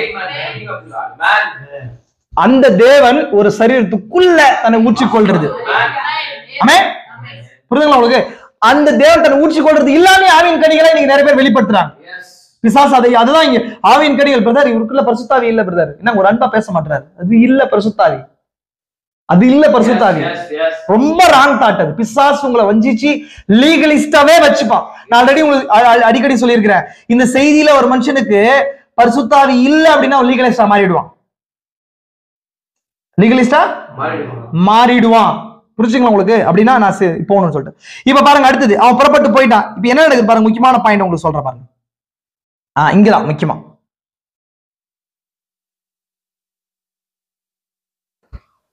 சேத் காயின் இடத்திலிருந்து தேவன் வேறு பிரிக்கும் வரையிலும் அவரால் சேத்தை ஆசீர்வதிக்க முடியவில்லை. தீர்க்கதரிசி சொல்றாரு. தீர்க்கதரிசி இந்த பாயிண்ட சொல்றாரு. சேத் காயின் 2 பேர் இருக்கிறாங்க. இன்னும் சேத்து பிரிஞ்சு போகல. சரி, காயின் பிரிஞ்சு போகல. சேத்த தேவன் ஆசீர்வதிக்கல. இந்த பாயிண்ட் வேற ஒரு விஷயத்துக்கு உங்களுக்கு ஞாபகப்படுத்தணும். யார் இதை ஞாபகப்படுத்தணும்? எது ஞாபகப்படுது? ஆமென். ஆபிரகாம் லோத்தா ஒண்ணா இருக்கும்போது லோத்தை குறிச்சு ஆபிரகாம் தீர்க்கதரிசி என்ன சொன்னாரு அப்படின்னா, அவர் பாவனை விசுவாசி. ஆமென். அவன் எதுக்கு அடையாளமா இருக்கிறான்? அவன் எதுக்கு அடையாளமா இருக்கிறான்? சென்ட்டுக்கு அடையாளம். ஆபிரகாமோ ஒரு டாலர் நோட்டுக்கு அடையாளம் இருக்கிறாரு. தீர்க்கதரிசி ஒரு டாலர் நோட்டுக்கு அடையாளமா இருக்கிறான் இல்லீங்களா? லோத்து ஒரு சென்ட்டுக்கு அடையாளமா இருக்கிறான்னு சொல்றாரு. கூடவே வந்தாலும் பிரியிற வரைக்கும் விசுவாசியும் பாவனை விசுவாசி பிரியிற வரைக்கும் தேவன் என்ன பண்ண முடியல, அது முழுவான ஆசீர்வாதத்தை ஊற்ற முடியலன்ற தீர்க்கதரிசி. கவனிச்சுக்கோங்க நல்லா. இப்போ இதே பாயிண்ட தான் காயினுக்கு சொல்றாருங்க. இப்போ பிரிக்கிறார். அப்ப அவர் காயின் மேல ஒரு அடையாளத்தை போட்டு அவனை நோத் தேசத்துக்கு அனுப்பினார். தேவனை அனுப்பினார். ஆனா இங்க வசனம் பைபிள் படிக்கும் போது பாருங்க, இதான் தீர்க்கதரிசியுடைய பார்வையும் நம்மளுடைய பார்வையும். நம்ம எப்படி படிப்போம்? காயின் போனான்னு சொல்லணும். ஆனா தீர்க்கதரிசி என்ன சொல்றாரு? நோத் தேசத்துக்கு தேவன் அனுப்பினு தான் சொல்றாரு. இதுதான் தீர்க்கதரிசன பார்வையும் நம்மளுடைய பார்வையும். நான் திரும்ப சொல்றேன். ஏன்னா இந்த அடையாளமே அவனை தேவனிடத்துல புறம்பே தள்ளிச்சு. அதேதான் மிருகத்தின் முத்திரை உங்களை தேவனிடத்துல பிரிச்சு தள்ளும். பாயிண்ட் புரியுதா உங்களுக்கு? பாயிண்ட் புரியுதுங்களா? நீங்க மிருகத்தின் முத்திரைக்குள்ள வரும்போது என்ன பண்ணுவீங்கன்னு சொன்னா, தேவன் நீங்களே என்ன பண்ணுவீங்க? தள்ளி போயிடுவீங்க. உங்களே பிரிச்சுன்னு போயிடுவீங்க. உங்களே பிரிச்சுன்னு போயிடுவீங்க. ஆனா அது தேவனா பண்ணுது. அது பிரிச்சு தேவனா தான் பண்ணுது. ஆமென். பாருங்க, அறிவி கூர்மையான விஞ்ஞானிகளும் மற்றவர்களும் வெளிவந்தனர். அது கீழே முக்கியமான பாயிண்ட். இப்ப நான் எதை குறிச்சு சொல்லணும்னு சொல்ல நான் உங்களுக்கு எதுக்காக ஸ்டார்ட் பண்ண நான் உங்களுக்கு தேவனுடைய முத்திரைக்காக ஸ்டார்ட் பண்ணேன் இல்லைங்களா? தேவனுடைய முத்திரைக்காக தான் ஸ்டார்ட் பண்ணேன். இப்போ நம்ம எந்த முத்திரையை பார்த்தோம்? மிருகத்தின் முத்திரையை குறிச்சு பார்த்தோம். அப்படின்னு சொன்னா அவன் தேவனை விட்டு என்ன பண்ணாங்க? செப்பரேட் பண்ணப்பட்டான். செப்பரேட் பண்ணப்பட்டானா இல்லைங்களா? அப்படின்னு சொன்னா அவன் டெம்பரவரியான ஒரு சேஃப் கார்டு ரெஃப்யூஜிஸ தேடி போனான். ரெஃப்யூஜி அப்படின்னு சொன்னாங்க. அப்படின்னா அப்படி தமிழ்ல என்ன சொல்லுவாங்க சொன்னா, அடைக்கலத்தை தேடி போனான். அடைக்கலம், அடைக்கல பட்டணம். நீங்க படிக்கிறீங்களா? நீங்க கனடால என்ன சொல்லுவாங்க? கனடால என்ன எழுத்தாரு? ஆசிரியம். அப்படின்னா அடைக்கலத்தை தேடி போனான். தேவன் இவனை தனியா பிரிக்கிறதுக்குன்னே அவன் மேல அடையாளம் போட்ட. யார் பார்த்தாலும் கொல்ல போவான் அப்படின்னு சொன்னா என்ன பண்ணுவான்? ஒரு மார்க் பண்ணி அவனை தனியா வச்சார் இல்லைங்களா? அவன் தேடி என்ன பண்ணிட்டான்? போயிட்டான் இல்லைங்களா? அப்படின்னா டெம்பரவரியான ஒரு சொல்யூஷன். என்னங்க? டெம்பரவரியான ஒரு சொல்யூஷன் தேடி போனா அவனுக்கு ஒரு ஜட்ஜ்மெண்ட் இருக்க போகுது, அது வேற. ஆனா அது மிருகத்தின் முத்திரைன்னா தேவனுடைய முத்திரையை புறக்கணிக்கிறதா மிருகத்தின் முத்திரைன்னு சொன்னேன். இப்ப தேவனுடைய முத்திரையை தான் இப்ப நான் உங்களுக்கு காட்டிக்கிறேன் பாருங்க. உங்களுக்கு காட்டுற பாருங்க. உயிர்த்தெழுதல். ஆனால் நீங்கள் கவனிப்பீர்களேயானால் ஆபேலுடைய ரத்தமானது மரணத்தில் அமைதியாக்கப்பட்ட உடனே, முக்கியமான பாயிண்ட், தேவன் அவருடைய ஸ்தானத்தில் சேத்தை எழுப்பினார். அது உயிர்த்தெழுதலில் வரும் வரையிலான ஒரு மாற்றீடு செய்கையாய் அல்லது ஒரு முன்னதான ஈஸ்டராய் ஒரு முன்னதான உயிர்த்தெழுதலாய் இருக்கிறதே என்று வேறு ஒன்றாயும் இருந்ததில்லை. இந்த பாயிண்ட கொஞ்சம் எக்ஸ்பிளைன் பண்றேன். இந்த பாயிண்ட் புரிஞ்சுக்கோ. இப்ப ஆல்ரெடி சொன்னேன், ஆபேல் எதை பெற்றிருந்தான்னு சொன்னேன்? வெளிப்பாடு மீன்ஸ் தேவனுடைய முத்திரை பெற்றிருந்தான்னு சொன்னேன் இல்லைங்களா? கரெக்டுங்களா? ஆனா அவரு டெம்பரரியான பாதுகாப்பு இல்லாத மரிச்சுதான் அது படுது அப்படின்னு சொன்னேன் இல்லைங்களா? இப்ப கவனிங்க நல்லா. இப்போ ஆபேல் கிறிஸ்துவுக்கு அடையாளம். ஆபேல் யாருக்கு அடையாளம்? கிறிஸ்துவுக்கு அடையாளம். இப்போ ஆபேல் மரிக்கிறாரு. மரிச்சுட்டு அது தேவனுடைய முத்திரையை பெற்ற ஆபேல் மரிச்சு என்ன பண்ணல? அப்படியே இருக்குல்ல, அவர் உயிர்த்தெழுதல் அடைகிறாரு. அதான் அவருடைய விசுவாசம். மரிக்கிறத குறிச்சு காயின் பயப்படுறான். ஆனா ஆபேல் ஒரு உயிர்த்தெழுதல் கண்டடைகிறான் வெளிப்பாடு பெற்றுக்கொண்ட. அதான் ஜீவனுடைய முத்திரை, தேவனுடைய முத்திரையோட வெளிப்பாடு தான். உங்களுக்கு புரிஞ்சுக்கணும் உங்களுக்கு? இப்போ மரணத்தை குறிச்சு பயப்படுறது கிடையாது. மரணத்தை தாண்டிய ஒரு உயிர்த்தெழுதலின் வல்லமை அந்த தேவனுடைய முத்திரைக்குள்ளா இருக்குது. அது யாருக்கு இருந்துச்சு? ஆபேலுக்கு இருந்ததுனாலதான் ஆபேலுடைய மரணம் ஆபேலுக்கு ஒரு பதிலீடாகி லோத்தை என்ன பண்ணுச்சு? சரி, சேத்தை என்ன பண்ணுச்சு? அப்ப ஆபேல் இங்க என்ன உயிர்த்தெழப்பட்டாரு? சேத்தா உயிர்த்தெழுந்தால். சரி, இப்போ இதுதானே தேவனுடைய முத்திரை. இது அப்படியே நீங்க புதிய ஏற்பாட்டுக்கு வாங்க. இயேசு கிறிஸ்து தான் என்னவா இருக்கிறாரு? ஆபேலா இருக்கிறார். இந்த ஆபேல் மரிச்சு பரிசுத்த ஆவியாகிய சேத்தா வந்திருக்கிறார். அந்த சேத்து யார்? இப்போ நம்ம தான் அந்த சேத்து. நம்ம தான் அந்த சேத்து இல்லைங்களா? அப்ப என்ன ஆகுது? ஆபேலுக்குள்ள இருந்த அந்த ஆவி சேத்துக்குள்ள வரும்போது பெந்தகோஸ்தே நாள்ல அக்கினி நாவுகளா உட்கார்ந்துச்சு. எத்தனையாவது அதிகாரத்துல பாக்குறோம்? 4வது அதிகாரத்துல இங்க பாக்குறோம். 4வது அதிகாரத்துல எதை பார்த்திருக்கிறோம்? தேவட முத்திரையும் பார்த்திருக்கிறோம். ஆனா மிருகத்தின் முத்திரையும் இங்கே இருக்குது. இன்னொரு காரியத்தை காட்டுறோம் உங்களுக்கு. இன்னொரு காரியத்தை காட்டுறோம் முக்கியமா. இப்போ ஜெனரேஷன் கிராஸ் ஆகுது. என்ன கிராஸ் ஆகுது? ஜெனரேஷன் கிராஸ் ஆகுது. பாருங்க. சரி, கவனிக்கிறீங்களா? அது உயிர்த்தெழுதல் வரும் வரையிலான ஒரு மாற்றீடு செய்கையா? அப்படின்னா உயிர்த்தெழுதல் வருவரையும் மாற்றீடு செய்கைனா அதுக்கு பதிலாக அப்படின்னா சேர்த்த அப்படின்னா தேவன் என்ன சேர்த்த கொடுக்கும்போது என்ன அர்த்தங்க? ஆபேலுக்கு பதிலாக சேர்த்த கொடுக்குற போது இப்போ சேர்த்து தனியால வசனம் சொல்ல, ஆபேல் தான் என்ன வந்திருக்கிறதா சொல்லுது. அப்படின்னா இங்க கிறிஸ்துவுக்குள்ள இருந்த அதே பரிசுத்தாவை நான் போய் வேறொரு தேற்றவர்ல அனுப்பணும். அதுக்கு நான் என்ன பண்ணும்? நான் மறிக்கணும். அப்படின்னா எனக்குள்ள இருக்கிற ஜீவன் என்ன பண்ணுவாங்க? இப்போ சேர்த்து வழியா டிரான்ஸ்பர் ஆகணும். ஆமென். கவனிக்கிறீங்களா? இப்ப சேர்த்து எதுக்கு அடையாளமா இருக்கிறார்? பரிசுத்தாவிக்கு அடையாளமா இருக்கிறார். வந்துச்சுங்களா ஜீவனுடைய முத்திரை? இதோட ஸ்டாப் ஆகல. அது இதோட ஸ்டாப் ஆகல. இது தொடருது. நான் காட்டுறேன் உங்களுக்கு. அடுத்தது காட்டுறேன் உங்களுக்கு. இப்போ ஆமென். இப்ப பாருங்க, அடுத்தது முக்கியமான பாயிண்ட்ஸ். நிறைய பாயிண்ட்ஸ் இருக்கு. நான் ஃபாஸ்டா போயிடுறேன். இப்போ நோத் எதுங்க? நோத். இதுதான் நான் எதை காட்டுறேன்னு சொன்னா WCC அடையாளப்படுத்துறேன். ஆமென். எங்க போய் சேர்றா? அப்படின்னா நோத் அப்படின்னு சொன்ன என்ன அர்த்தம் அப்படின்னு சொன்னா வேண்டரிங், அலைந்து திரிதல் அர்த்தமா? என்ன அர்த்தம்? அப்படின்னா அந்த தேசத்துக்கு பேர் நோத்து, அந்த அலைந்து திரிகிற தேசம். இப்ப இந்த தேசத்துல என்ன நடக்குது பாருங்க. நான் காரியத்தை காட்டுறேன் உங்களுக்கு. இப்போ ஆதியாகமம் 4வது அதிகாரம் வாசிங்க. ஒரு பாயிண்ட், முக்கியமான பாயிண்ட காட்டுறேன்.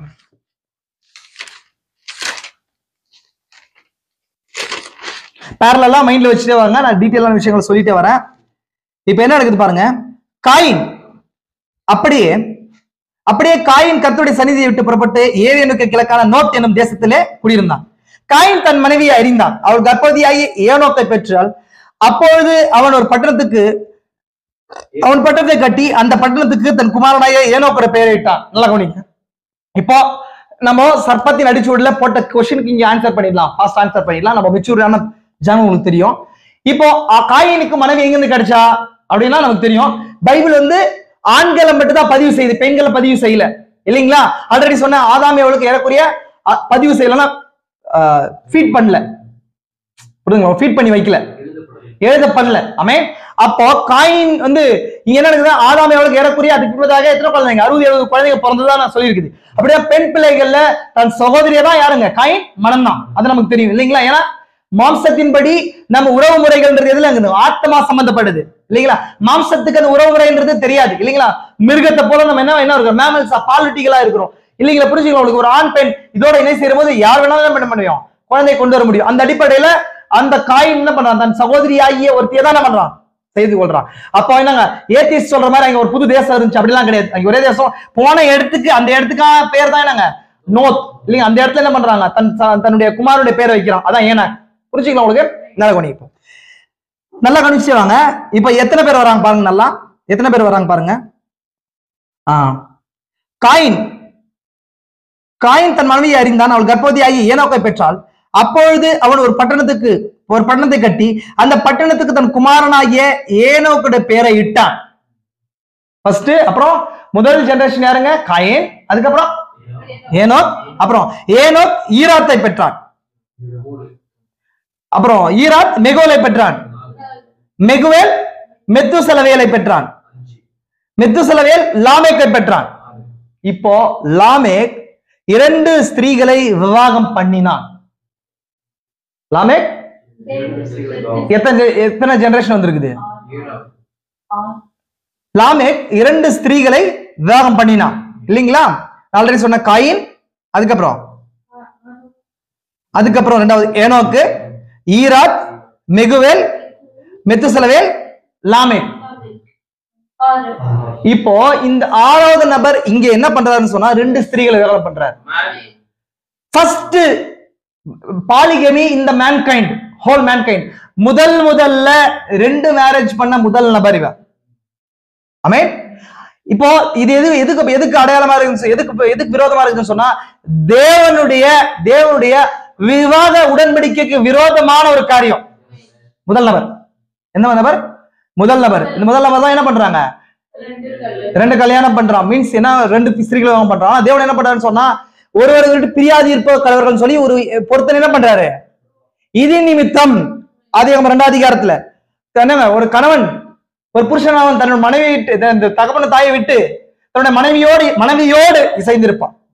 அவருடைய இருவரும் ஒரே மாம்சமா இருப்பாங்க. இங்க ரெண்டு மாம்சம் கிடையாது, ஒரே மாம்சமா இருப்பார்கள். அப்படின்னா இங்க தேவன் மேரேஜ் பாவத்துக்கு முன்பதாக எதை ஏற்படுத்துறாருன்னு சொன்னா திருமண உடன்படிக்கை ஏற்படுத்துறார், மேரேஜ் கவனத்தை ஏற்படுத்துறார் இல்லைங்களா? இது புரிஞ்சுக்கலாம் உங்களுக்கு. நான் வேகத்து செய்திக்குள்ள போகல, இங்க முக்கியமான பாயிண்ட காட்டுறதுக்காக கொண்டு வரேன். இப்ப இங்க வரும்போது இவன் தான் முதல் பாலிகமிஸ்ட் அப்படின்னு சொன்னா ஒன்றுக்கு மேற்பட்ட திருமணங்களை செய்த முதல் நபர். இதையும் ஸ்டார்ட் பண்ணது இவன் தான். இதுடைய ஆவிதான் என்ன பண்ணுது? பூமியில கிரியை செய்து. புரிஞ்சுங்களா? இது எப்ப நடக்குது அப்படின்னு எத்தனாவது ஜெனரேஷன் நடக்குது? எத்தனாவது ஜெனரேஷன் நடக்குது? எத்தனாவது ஜெனரேஷன் நடக்குது? எத்தனாவது ஜெனரேஷன் நடக்குது? 7வது ஜெனரேஷன்ல. ஏன் சர்ப்பத்தை விட்டுட்டீங்க? சர்ப்பம் தானங்க முதல் ஜெனரேஷன். ஆதாம் முதல் ஜெனரேஷன்னா ஆதாமுக்கு 7வது தலைமுறை யாருங்க? ஏனோக் இல்லீங்களா? அப்ப ஆதாம சேர்த்து தான் ஜெனரேஷன் ஸ்டார்ட் பண்றோம். ஆனா இங்க மட்டும் இப்படி காயின்ல ஸ்டார்ட் பண்றீங்க. முதல் ஜெனரேஷன் யாருங்க? சர்ப்பம் தான் முதல் ஜெனரேஷன் இல்லீங்களா? அதுல 7வது ஜெனரேஷன் தான் இந்த லாமேக். 7வது ஜெனரேஷன் வரும்போது எகைன் ஒரு கொலை தொடங்குதுங்க. பாருங்க, லாமேக்கு 2 ஸ்திரீகளை விவாகம் பண்ணினான். இப்ப நல்லா புரிஞ்சுக்கணும். இங்க 7ஆம் சபை காலம் இது. இதே பேரலல்ல இன்னொரு காரியத்தை காட்டுறேன். 5வது அதிகாரத்துக்கு போனீங்களா? 7வது தலைமுறையில ஒரு நபர் வரார், ஈனோக் அப்படின்னு சொல்லி. கரெக்டுங்களா? ஆதாம், சேத், ஏனோஸ், கேனான், மஹலே, யாரே, அப்புறம் யாருங்க? ஏனோக் 7வது நபர். இந்த 7வது நபராகிய ஏனோக் வாழ்ந்து கொண்டிருக்கிற அதே காலத்துல இதே நேரத்துல லாமேக்கு வாழ்ந்து கொண்டு பாவமான காரியத்தை செய்யறான். இதுதான் யார் பாக்குறது? ஏனோக்கு பார்த்து நியாய தீர்ப்பு தேவன் கொண்டு வரன்னு சொல்ல யூதாவுல சொல்றேன். புரிஞ்சா உங்களுக்கு? நான் ஃபாஸ்டா சொன்னா புரிஞ்சுங்க உங்களுக்கு. லாமேக்கு பாலிகேமிய பண்றாரு. அது இல்லாம லாமேக்கு காலத்திலயும் அந்த கொலை தொடருது. ஏன்னா மத்த நடுவுல இருந்த 5 பேர் கொலை பண்ணதா அங்க வசனம் இல்ல. நல்லா புரிஞ்சுக்கோங்க. மத்த கொலை நடுவில் நடக்கல. ஏன்னா இங்க நடக்குது பாருங்க. என்ன நடக்குது நான் சொல்றேன் பாருங்க. 23ஆம் வசனம். லாமேக்கு தன் மனைவிகளை பார்த்து ஆதாளே சில்லாலே அப்படின்னா ரெண்டு மனைவிகள். நான் சொன்ன பெண் எப்போது பைபிள் எதுக்கு அடையாளமா இருக்குது? அப்ப இந்த காலத்துல 2 ஸ்திரீகள் இருக்கணும், 2 சபைகள் இருக்கணும். யாரால திருமணம் செய்யப்பட்ட? இந்த சர்ப்பத்தின் வித்தாகிய மிருகத்தினால திருமணம் செய்யப்பட்ட. வெளிப்படுத்தல 13ஆம் அதிகாரத்துல புரோட்டஸ்டன்ட் சபை ஒண்ணு, கத்தோலிக்க சர்ச் ஒண்ணது. 2. ஆமென். இப்ப திரும்ப எகைன் கொலை நடக்குது பாருங்க. ஆதாளே சில்லாலே நான் சொல்வதை கேளுங்கள், லாமேக்கின் மனைவிகளே என் சத்தத்துக்கு செவி கொடுங்கள். எனக்கு காயம் உண்டாக ஒரு மனுஷனை கொன்றேன், எனக்கு தழுவுண்டாக ஒரு வாலிபனை கொலை செய்தேன். காயினுக்கு 7 பழி சுமருமானால் லாமேக்கு 77 பழி சுமரும். அப்படின்னா ஆதி பெந்தெகோஸ்தே அந்த முதலாம் சபை காலத்துல ஒரு கொலை நடந்துச்சு. யாரால அப்படியே ஃபர்ஸ்ட் யாரால? யூதாவால, யூதாசால. அதெல்லாம் ஃபர்ஸ்ட் வந்துச்சு. புரிஞ்சா இல்லைங்களா? எகைன் திரும்ப அதனால ரோம் என்ன பண்ணுது? சபை துன்பப்படுத்துது முதல்ல.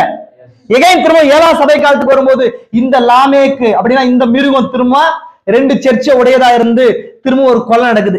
இதே பேரலல் டைம்ல ஏனோக்கு மரணத்தை ஜெயிக்கும்படிக்கு சேத்திலிருந்து உயிர் தெழுதல் வல்லமையை வாங்கிட்டே வந்து ஒரு கட்டத்துல எடுத்துக்கொள்ள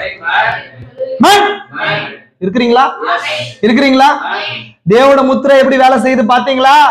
ஏன்னா தேவோட முத்திரையோட வேலை என்னங்க? மீட்கப்படும் நாள் வரைக்கும் ஏனோக்கு எடுத்துக்கொள்ளப்படுவது வரைக்கும் அது பாஸ் ஆயிட்டே வருது. ஆனா இதே 7வது காலம் வரும்போது இங்க கொலை நடக்குது. இந்த மித்திரை எதுக்குள்ள கொண்டு போச்சுன்னு சொன்னா ஜலப்பிரளயத்துக்குள்ள கொண்டு போகுது. ஜலப்பிரளயத்துக்குள்ள நான் எல்லா நோட்ஸா வச்சிருக்கேன். நான் எல்லாம் ஃபாஸ்டா சொல்லிட்டேன்.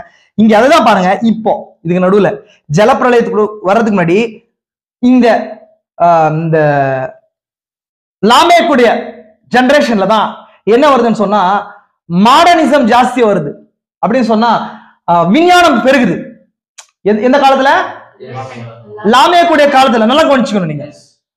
லாமேக்குடைய காலம் எத்தனாவது ஜெனரேஷன்? அது 7வது. திரும்ப 6 சொல்லக்கூடாது, 7வது ஜெனரேஷன். இப்ப 7வது ஜெனரேஷன்ல தீர்க்கதரிசி வந்திருக்கிறார். அவர் 7 தர்ஷனத்தை பார்த்தார். அதுல 4வது தர்ஷனத்தை குறிச்சு ஒரு விஷயம் சொன்னார். என்ன சொன்னார் அப்படின்னா, சயின்ஸ் விஞ்ஞான வளர்ச்சி என்ன ஆகும்?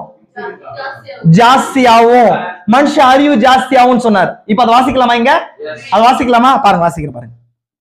நாங்க மேல பாருங்க, பாருங்க. நான் தான் ஆல்ரெடி போட்டேன், மறைச்சு வச்சிருந்தேன். சர்ப்பம், காயின், ஏனோக்கு, ஈராத்து, மெகுவேலு, மெத்துசலேல், லாமேக்கு, மீண்டும் ஒரு கொலகாரன் 7வது. ஆமென். இப்ப பாருங்க, ஃபர்ஸ்ட் பாலிகேவி லாமேக் இல்லீங்களா? அதுக்கப்புறம் லாமேக் 2 ஸ்திரீகளை இதெல்லாம் சொல்லிட்டேன் உங்களுக்கு. ஆதாள், ஆதாள்ன்ற முதல் மனைவிக்கு யாதாள்ன்ற பிள்ளை பிறக்கிறான். அதுக்கப்புறம் அவன் கூடார தொழில் செய்யறவங்க அப்படின்னு சொன்னா எதுங்க? ஆர்கிடெக்சர் அப்படின்னா பில்டிங்ஸ் கன்ஸ்ட்ரக்ஷன் ஜாஸ்தி பண்றது இந்த காலத்துல தானா? எந்த காலத்துல இருக்கிறோம் நம்ம? ஒரு நாள்ல பில்டிங் கட்டுறாங்க. துபாயில தெரியுமா எத்தனையோ கிலோமீட்டருக்கு ஒரே ரன்வேல என்னங்க கிரீன் வேலின்னு சொல்லி ஒரு இது என்ன பண்றாங்க? ஒரே லைன்ல அங்க என்னங்க வெறும் சன்லைட்டை வச்சு மட்டும் வாழலாம்னு சொல்லி அது மேன்மேடா ரெடி பண்றாங்க. புரியுதா உங்களுக்கு? திடீர்னு கட்டிட்டே போறாங்க. எந்த காலத்துல? யாருடைய பிள்ளைங்க? லாமேக்கு. கரெக்டுங்களா? சில்லாளுடைய பிள்ளைங்க இல்லைங்களா? யூபால், யூபால் யாருங்க? அடுத்து மியூசிக். எந்த காலத்துல இருக்கிறோம்? இந்த காலத்துல இருக்கிறோம். 7ஆம் சபை காலத்துல சகோதரா எதுக்குள்ள வருது? மிருகத்தின் முத்திரைக்குள்ள செப்பரேட் பண்ணப்பட்டவங்கள WCCல நோத்துல நடக்குது. நோத் தேசத்துல தான் நடக்குது இது. கவனிங்க. அடுத்தது ரெண்டாவது மனைவி. அப்புறம் 2வது சில்லால், ஆதாள் முடிஞ்சு சில்லால், தூபால், காயின் என்ன பண்ணாங்க? பித்தளை மற்றும் இரும்பில் ஒவ்வொரு கலைஞரின் பயிற்றுவிப்பாளன் அப்படின்னு சொன்னா பித்தளையும் இரும்பையும் அப்படின்னு சொன்னா எலிமெண்ட்ஸை பிரிக்கிற வேலையை செய்யறது. இன்னைக்கு கோல்டோ வைரமோ மத்த எலிமெண்ட்ஸை பிரிச்சு இன்னைக்கு இருக்க எல்லாம் மெட்டல் எல்லாம் வந்து அதிகமா எங்க எப்போ எந்த காலத்துல தான் பிரிச்சு கண்டுபிடிச்சாங்களோ இந்த காலத்துல தான். ஐன்ஸ்டீன் ஃபர்ஸ்ட் அணுவை பிளந்து அணுகுண்டு தயாரிக்கிறதுக்கான எதை கண்டுபிடிச்சாருங்க? அணுகுண்டுக்கான ஃபார்முலாவை E=mc² கண்டுபிடிச்சார். புரியுதா உங்களுக்கு? அப்படின்னா ஆட்டம் வந்து என்ன இப்பதான் என்ன வந்திருக்கு தெரியுமா உங்களுக்கு? குவாண்டம் பிசிக்ஸ் வந்திருக்கு. இந்த காலத்துல வந்துச்சு. இது வரைக்கும் குவாண்டம் பிசிக்ஸ் கிடையாது. தெரியுமா உங்களுக்கு? குவாண்டம்னா என்னங்க? குவாண்டம்னா சின்னதுன்னு அர்த்தம். அணு அப்படின்றத நம்ம இருக்கிற எலிமெண்ட்ல சின்னது. அதை பொழந்து அதெல்லாம் இந்த குவாண்டம்ஸ் எல்லாம் தனித்தனி குவாண்டம் அணுக்கள் இருக்குது. அதெல்லாம் எலிமெண்ட்ஸா தேவன் பூமியில வச்சிருந்தார். தீர்க்கதரிசி செய்தியில சொல்றாரு. பூமியில ஃபர்ஸ்ட் தேவன் எதை படிச்சாருங்க? எலிமெண்ட்ஸ், மூலக்கூறுகள் படிச்சாரு இல்லைங்களா? அதெல்லாம் தேவன் என்ன பண்றாரு? சேர்த்துதான் பூமி மேல தாங்க அந்த கோழி குஞ்சுகள் அணைக்கிறது போல அணைக்கி வரும்போது அதெல்லாம் ஒண்ணு சேர்த்துதான் என்னங்க பறவைகளையும் மற்ற விஷயங்கள்லாம் கொண்டு வந்தாராம். தேவன் பூமியில அணுக்களை ஆட்டம்ஸ் வச்சு எலிமெண்ட்ஸ் வச்சது. எலிமெண்ட்ஸ் தான் தனிமங்கள். இரும்பு ஒரு தனிமமா? பித்தளை, அப்புறம் வெள்ளி, பெட்ரோலியம், அது தங்கம், இதெல்லாம் இல்லைங்களா? இது பூமியில இருந்துச்சு. இத தனித்தனியா பிரிக்கிற வேலையை தான் யார் பண்றதுங்க? எந்த காலத்துல நடக்குது? இதே நேரத்துல. அப்படின்னா என்ன செய்யறாங்க? பூமியில இருந்து பூமியை வீக் பண்ற வேலை இல்லைங்களா? வசனம் சொல்றதா இல்லைங்களா? எக்காலங்கள் வசனம் சொல்லுது. பூமியை கெடுத்தவர்களை கெடுக்கும்படிக்கு காலம் வந்தது. இதுதான் யார் பாக்குறா? இந்த காலத்தை தான் யார் பாக்குறதுங்க? ஏனோக்கு பார்த்து இனிமேல் பூமியில இருக்க முடியாது அப்படின்ற பாக்குறாரு. ஏனோக்குள்ள என்ன டிரான்ஸ்பர் ஆயிருக்குது? ஆபேல்ல இருந்து தேவனுடைய முத்திரை டிரான்ஸ்பர் ஆயிட்டு வருது. 1ஆம் சபை காலத்துல, 2ஆம் சபை காலம், 2வதுல 3, 4, 5, 6, 7ஆம் சபை காலம் வரும்போது 2 ஸ்திரீகள் எழுப்புறாங்க. நான் பேரலா சர்ப்பத்தின் அடிச்சூட காட்டு வந்திருக்கிறேன். பேரலா ரொம்ப நிறைய விஷயங்கள் இருக்கு. புரியுதுங்களா உங்களுக்கு? இப்ப என்ன நடக்குது பாருங்க. மீண்டும் பயிற்றுவிப்பாளர் எத்தனாவது சபை காலத்துல மீண்டும் முத்திரை போடப்படுதல் 7ஆம் சபை காலம் வரும்போது. அதான் இவன் கொலை செஞ்சான் இல்லைங்களா? இங்க என்ன நடக்குது பாருங்க. காயினுக்காக 7 பலி சுமரமானால் லாமேக்குக்காக அப்படின்னா காயினை கொலை செய்கிறவனுக்கு 7 பலி சுமர்னு சொல்லி யார் சொன்னது? கரெக்டுங்களா? அப்ப லாமேக்கு கொலை செஞ்சுட்டு சொல்றான், என்ன யாராவது கொலை செஞ்சுட்டு எனக்காக 77 பலி சுமர்னு சொன்னா அவன் மீதும் என்ன போடப்பட்டிருக்குது? அதுதாங்க. புரியுதா உங்களுக்கு? அப்படியே 7வது சபை காலத்துல திரும்பவும் அடையாளம் இடப்படுகிற காலம் வந்திருக்குதா? மிருகத்தின் முத்திரை எது வழியா வருது? சர்ப்பத்தின் அடிச்சுவடு வழியா வருது. அதே போல தேவனுடைய முத்திரையும் தேவனுடைய அந்த சந்ததி மூலமா வெளியே வருது. ஏனோக்குல போகுது. அப்படின்னா மரிச்சு எது சேஃபா இருக்குது அப்படின்றது அது எதுக்குள்ள கொண்டு போச்சு? ஜட்ஜ்மெண்ட்டுக்குள்ள கொண்டு போய் நியாய தீர்ப்புல கொண்டு போச்சு இல்லைங்களா? பாதுகாப்பு இல்லைன்றது என்னங்க? ஒரு மாற்றீட கொடுக்குது. ஆமே, காம்பன்சேஷன் அப்படின்னு சொல்லுவாங்க இங்கிலீஷ்ல. காம்பன்சேஷன்னா உங்களுக்கு ஒண்ணு உடைச்சிட்டுனா நான் என்ன பண்றது? புதுசா பதிலீட்டு கொடுக்கறது. இப்ப என்ன பண்ற? தேவன் பதிலீட்டு மூலமா எதை கொண்டு வந்தார்? யாரை கொண்டு வந்தாருங்க? ஈனோக்கை கொண்டு வந்தார். ஆமென். இந்த முக்கியமான இம்பார்ட்டன்டான நிறைய விஷயங்கள் இருக்கு. ஒரு சின்ன காரியத்தை மட்டும் காட்டி நான் முடிக்கிறேன். இப்ப 7 பேரை காட்டிட்டா இல்லைங்களா? இந்த 7 பேர் இன்னொரு நம்ம அந்த 7 பேரை நம்ம சபை காலத்துல இருக்கிற உண்மையான சர்ச்சை பார்த்துக்கலாம் இல்லைங்களா? அந்த 7 சபை காலத்துல வந்தவங்க, அந்த பிசாசுடைய காரியங்கள் இதெல்லாம் நான் ஆல்ரெடி சொல்லிட்டேன் உங்களுக்கு. நான் இன்னும் டீட்டெயிலா போனா நிறைய விஷயங்கள் டீட்டெயிலா போக வேண்டியதா இருக்கும். இந்த மிருகத்தின் முத்திரைக்கு எதுவோ அந்த பாயிண்ட் மட்டும் சொல்லியிருக்கிறேன். ஆமென். ஏன்னா அவன் என்ன முக்கியமான விஷயங்கள் இன்னைக்கு மாடர்னிஸ்ட்ல முக்கியமான விஷயம் என்னங்க? நகரமயமாக்குதல் முக்கியமான விஷயமா இல்லைங்களா? புரியுதுங்களா உங்களுக்கு? நகரமயமாக்குதல் அப்படின்னா என்னங்க? கனால எப்படி சொல்றதுன்னு தெரியல எனக்கு. மெட்ரோ ஆகுது அப்படின்னு சொன்னா இப்ப கிராமங்கள்லாம் போயிட்டு சிட்டிஸ் உண்டாக்குறதுங்க. இதுதாங்க எங்க கண்டுபிடிச்சிங்க? சிட்டிஸை ஏற்படுத்துற அந்த மெத்தடே காயின் கொண்டு வந்துதான் பட்டணங்கள். ஆமா, பட்டணங்களை ஏற்படுத்துறது, பட்டணங்கள் ஆக்குறது. அப்படின்னா என்னங்கன்னா நகரமயமாக்குதல்ன்றது இல்ல. 20ஆம் நூற்றாண்டுக்கு முன்னாடி கிடையாது. நகரம்னா சிட்டி ஸ்மார்ட் சிட்டிஸ் ஆக்குறது. இந்த நகரமயமாக்குதலுடைய அந்த ரூட் வித்து யாருன்னா காயின். அது எந்த காலத்துல முழு வளர்ச்சி அடைஞ்சுன்னு சொன்னா, நான் ஆல்ரெடி 4ஆம் அதிகாரத்துல ஒரு காயினியர்களுடைய நாகரிகம் இருக்குதுன்னு சொல்றேன். திருக்கதர்சி நிறைய செய்தியில சொல்வார், எல்லா நோட்ஸ் நான் வாசிக்கல. அப்ப நகரமயமாக்குதலுடைய மெயினான விஷயம் சொன்னா கட்டிடங்களை கட்டுறது, அது தேவையான எலிமெண்ட்ஸை கொண்டு வர்றது. இதுக்கு தேவையான நாகரிகத்துடைய உச்சம் எதுன்னு சொன்னா ஒரு மியூசிக் இன்ஸ்ட்ருமெண்ட் வந்து எவாலுவேஷன். ஆமென். புரியுதா இல்லைங்களா? ஒரு மனுஷன் நாகரிகம் ஆக்குறான்னு சொன்னா என்ன அர்த்தம் சொன்னா என்ன தெரியுமா? ஒரு மனுஷன் ஒரு இடத்துல ஸ்டேபிள் ஆக போறான்றது அர்த்தம். வாழ்வாதாரத்துக்கான தேவை நீடிச்சு அடுத்த கட்டத்துக்குள்ள என்ன பண்றான்? இன்னும் சொகுசான விஷயத்துக்குள்ள கொண்டு போறான். இப்போ உங்களுக்கு சொகுசா இருக்க போறான்றது அர்த்தம். இப்போ உங்களுக்கு சாப்பிடறதுக்கே வழி இல்லைன்னா ஒரு நேரம் சாப்பிட்டா போதும்னு நினைப்பீங்க. ஒரு நேரம் நல்லா சாப்பிட்டீங்க சொன்னா இன்னும் கொஞ்சம் டேஸ்டா இருந்தா நல்லா இருக்கும்னு நினைப்பீங்க. டேஸ்டா இருந்தா பாய் போட்டு சாப்பிடணும்னு நினைப்பீங்க. இதுதான் அந்த கான்செப்ட். அப்ப இந்த காலத்துல என்ன நகரமயமாக்குதல கொண்டு வந்தது இந்த 7ஆம் சபை காலத்துல இவங்க. அப்படின்னா எலிமெண்ட்ஸை பிரிக்கிறது, சேஃப் ஜோன்ஸை உருவாக்குறது. ஆமென். நிறைய விஷயங்களை பேச முடியும். இங்க 4 குதிரைகளும் இங்க வராங்க, உள்ள வராங்க. ஆமென். சரி, நம்ம அடுத்த 7க்குள்ள போயிடலாம், நம்ம டைம் இல்ல. ஆமென். பாருங்க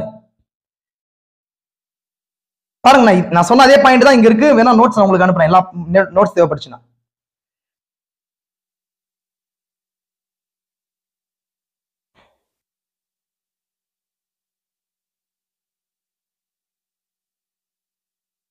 சந்தோஷமா இருக்கிறீங்களா?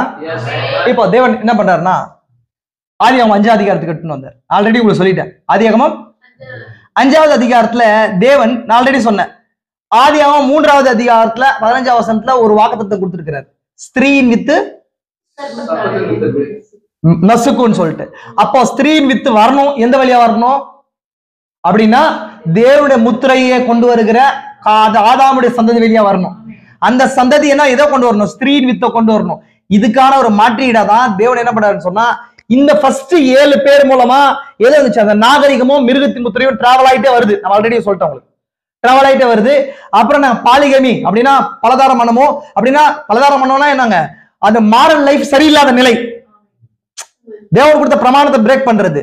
அப்போ அதே போல பூமியில இருக்கிற எலிமெண்ட்ஸ் அப்படின்னா தனிமங்களை எடுக்கிறது எதுக்கு அடையாளமா இருக்குது?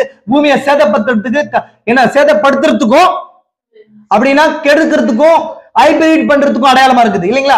பூமியில பூமியா பூகம்பம் நடக்குது தெரியுமா உங்களுக்கு? ஏன் நடக்குதுங்க சொல்லுங்க பார்க்கலாம். எலிமெண்ட்ஸ் எல்லாம் எடுக்கிறதுனால பூமி என்ன ஆகுது? லூஸ் ஆகுது இல்லையா? அப்ப அதுதான் கடைசி வாதையை கொண்டு வருது. கடைசி வாதை என்னங்க? கடைசி வாதை என்ன தெரியுமா உங்களுக்கு? பூகம்பம். கடைசி வாதை பூகம்பம். புரியுதுங்களா உங்களுக்கு? நோவா காலத்துல அதே பூகம்பம் தான். முதல் ஏதேன் வரும்போது அது பழைய உலகம் அழிஞ்சு புதிய உலகம் வரும்போது அதே பூகம்பம் தான். எல்லாத்தையும் நீ நோட் பண்ணிட்டு வந்தீங்களா அதே வரும். அதே இயேசு கிறிஸ்து மேல 7 வாதைகள் ஊற்றப்படும் போது அந்த 7வது வாதையும் அதே பூகம்பம் தான். இந்த கடைசியா வரும்போது பூகம்பம் வரும், காரிருளாகும் பூமி. ஆமென். புரிஞ்சு உங்களுக்கு? சரி, ஓகே. இப்ப அப்படி வரும்போது இங்க பாருங்க, இந்த 7 பேர்ல ஆதாம். இப்ப தேவன் ஒருத்தருக்குள்ளேயும் ஒரு விஷயத்தை என்ன பண்றாரு, டிராவல் பண்ணிட்டு எடுத்துட்டே வராரு.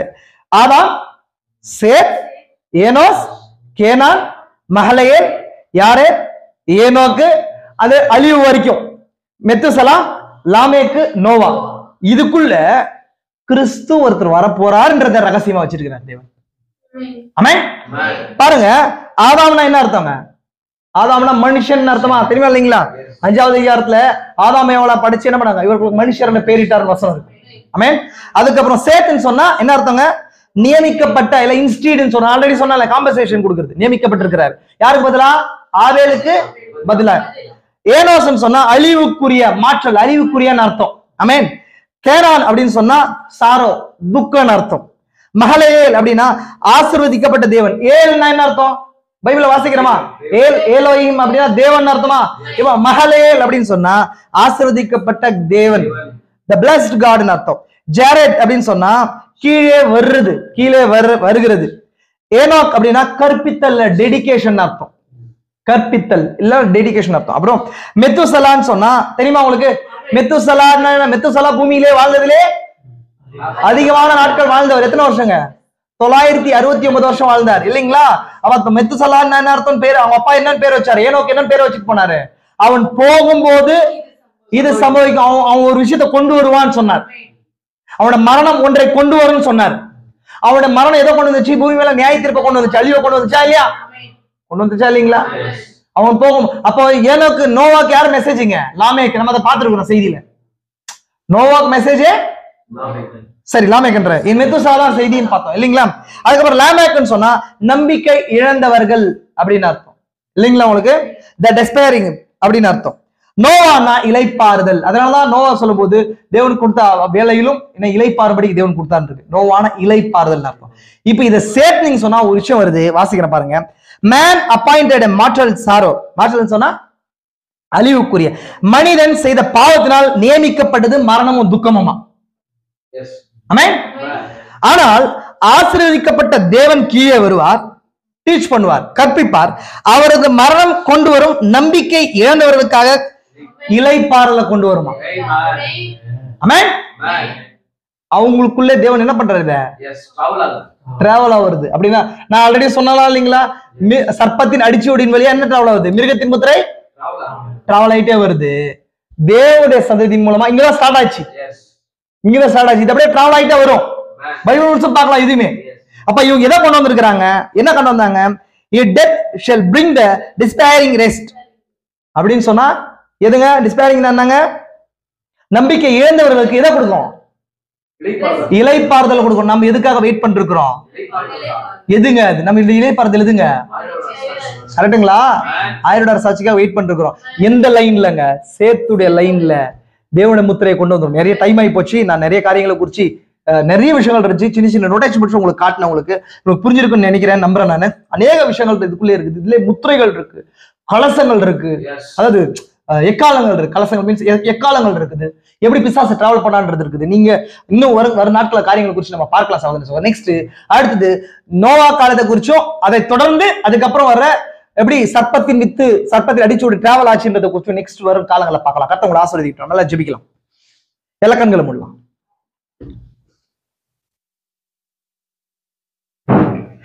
கிருபை நிறைந்த எங்கள் பரலோக பிதாவே, இந்த ஆசீர்வதிக்கப்பட்ட இந்த சாயங்கால நேரத்துக்காய் கூட நன்றி. இந்த நேரத்தில் கர்த்தாவே, உங்களுடைய கிருபையானது எங்களுக்கு அதிகமா இருந்தது என்று நாங்கள் விசுவாசிக்கிறோம். அநேக வெளிப்பாடுகள்லாம் எங்களுக்கு நிரப்பி இருக்கிறீர். எப்படி ஆதி ஆகமத்திலிருந்தே அந்த கர்த்தாவே அந்த 2 லைன்ஸும் வந்துச்சு. அந்த திராட்சை கொடிகள் 2 எப்படி பிரயாணப்பட்டது, அந்த கனிகளை இந்த காலத்தை எப்படி கொடுக்கறதுன்றது குறித்து நாங்க பார்த்தோம் அப்பா. அந்த மிருகத்தின் முத்திரை எவ்விதமா இருந்துச்சு, அது தன்னை பாதுகாப்பாக தனிமைப்படுத்திக் கொண்டு பாதுகாப்பாக உணர்ந்துச்சு. ஆனா அது இந்த ஜலப்பிரளயத்துக்குள்ள போச்சுன்றதை குறித்து பார்த்தோம். அதே போல இந்த நாட்டுல ஆபேலுக்குள்ளா இருந்த தேவனுடைய முத்திரையானது பாதுகாப்பு இன்மை போல காணப்பட்டுச்சு. ஆனாலும் அது எடுத்துக்கொள்ளப்படுதலூடாய் முடிந்தது என்று பார்த்தோம் ராஜா. அதே போல இந்த நாட்களும் எங்களுக்கும் கர்த்தாவே பரிசுத்தாவின் முத்திரையை கர்த்தாவே இந்த நாள் எங்களுக்கு கொடுத்த தயவுகளுக்காய் கூட நன்றி. அது இந்த 7வது முத்திரையா இருக்குது. அது எங்களுக்குள்ள இந்த நேரத்துல கர்த்தாவே வெளிப்பட நாங்கள் கர்த்தாவே ஆயத்தப்படுகிறவர்களா இருக்கிறோம் ராஜா. ஒருபோதும் மிருகத்தின் முத்திரைக்குள்ள போகாதபடிக்கு நாங்கள் எது பாதுகாப்பு என்று எண்ணுகிறோமோ அது கர்த்தாவே மரணமா இருக்கிறது. அதை நாங்கள் கண்டுகொண்டு கிறிஸ்துவே பாதுகாப்பு என்பதை இந்த மணி செய்தி என்பதை நான் உணர்ந்து கொள்ள கிருபைங்க. நாங்கள் ஒருபோதும் லீகலஸ்டாய் போகாதபடிக்கு எங்களுக்கு கிருபையா இருங்க ராஜா. நாங்கள் தலைமைட்டுமா தாழ்த்துகிறோம் ராஜா. நாங்கள் ஒன்றுமே இல்லை ராஜா. நாங்கள் ஒன்றுமே இல்லை ராஜா. நீர் தாமே எல்லாமும் எல்லாமா இருக்கு. இப்பேற்பட்ட ரகசியங்களா நிரப்பி இந்த வெளிப்பாடுகளே பாதாளத்தின் வாசலை மேற்கொள்ள வல்லது. எங்களுக்குள்ள ஏற்பட்ட காரியங்களை செய்யப்போகிற தயவுகளுக்காய் கூட நன்றி. வந்தவர்களை ஆசீர்வதிங்க. வர தவறியவர்களை கத்த விருதத்துல பேசுங்க ராஜா. இந்த ஆசீர்வாதங்கள் அவங்களையும் கொண்டு சென்று தாக்கட்டும் ராஜா. பலப்படுத்துங்க. பெரிய காரணம் செய்யுங்க. இந்த வீட்டின் எண்ணெயும் பாத்திரத்தையும் மாவின் பாத்திரத்தை ஆசீர்வதிங்க. ஒவ்வொருவர்களையும் கத்த பெரிய காரணம் செய்யுங்க ராஜா. மீண்டும் நாங்கள் சந்திக்கிற வரைக்கும் பிரசனம் எங்களோடு கூட இருக்கட்டும். இயேசு கிறிஸ்துவின் பரிசுத்த நாமத்திலே.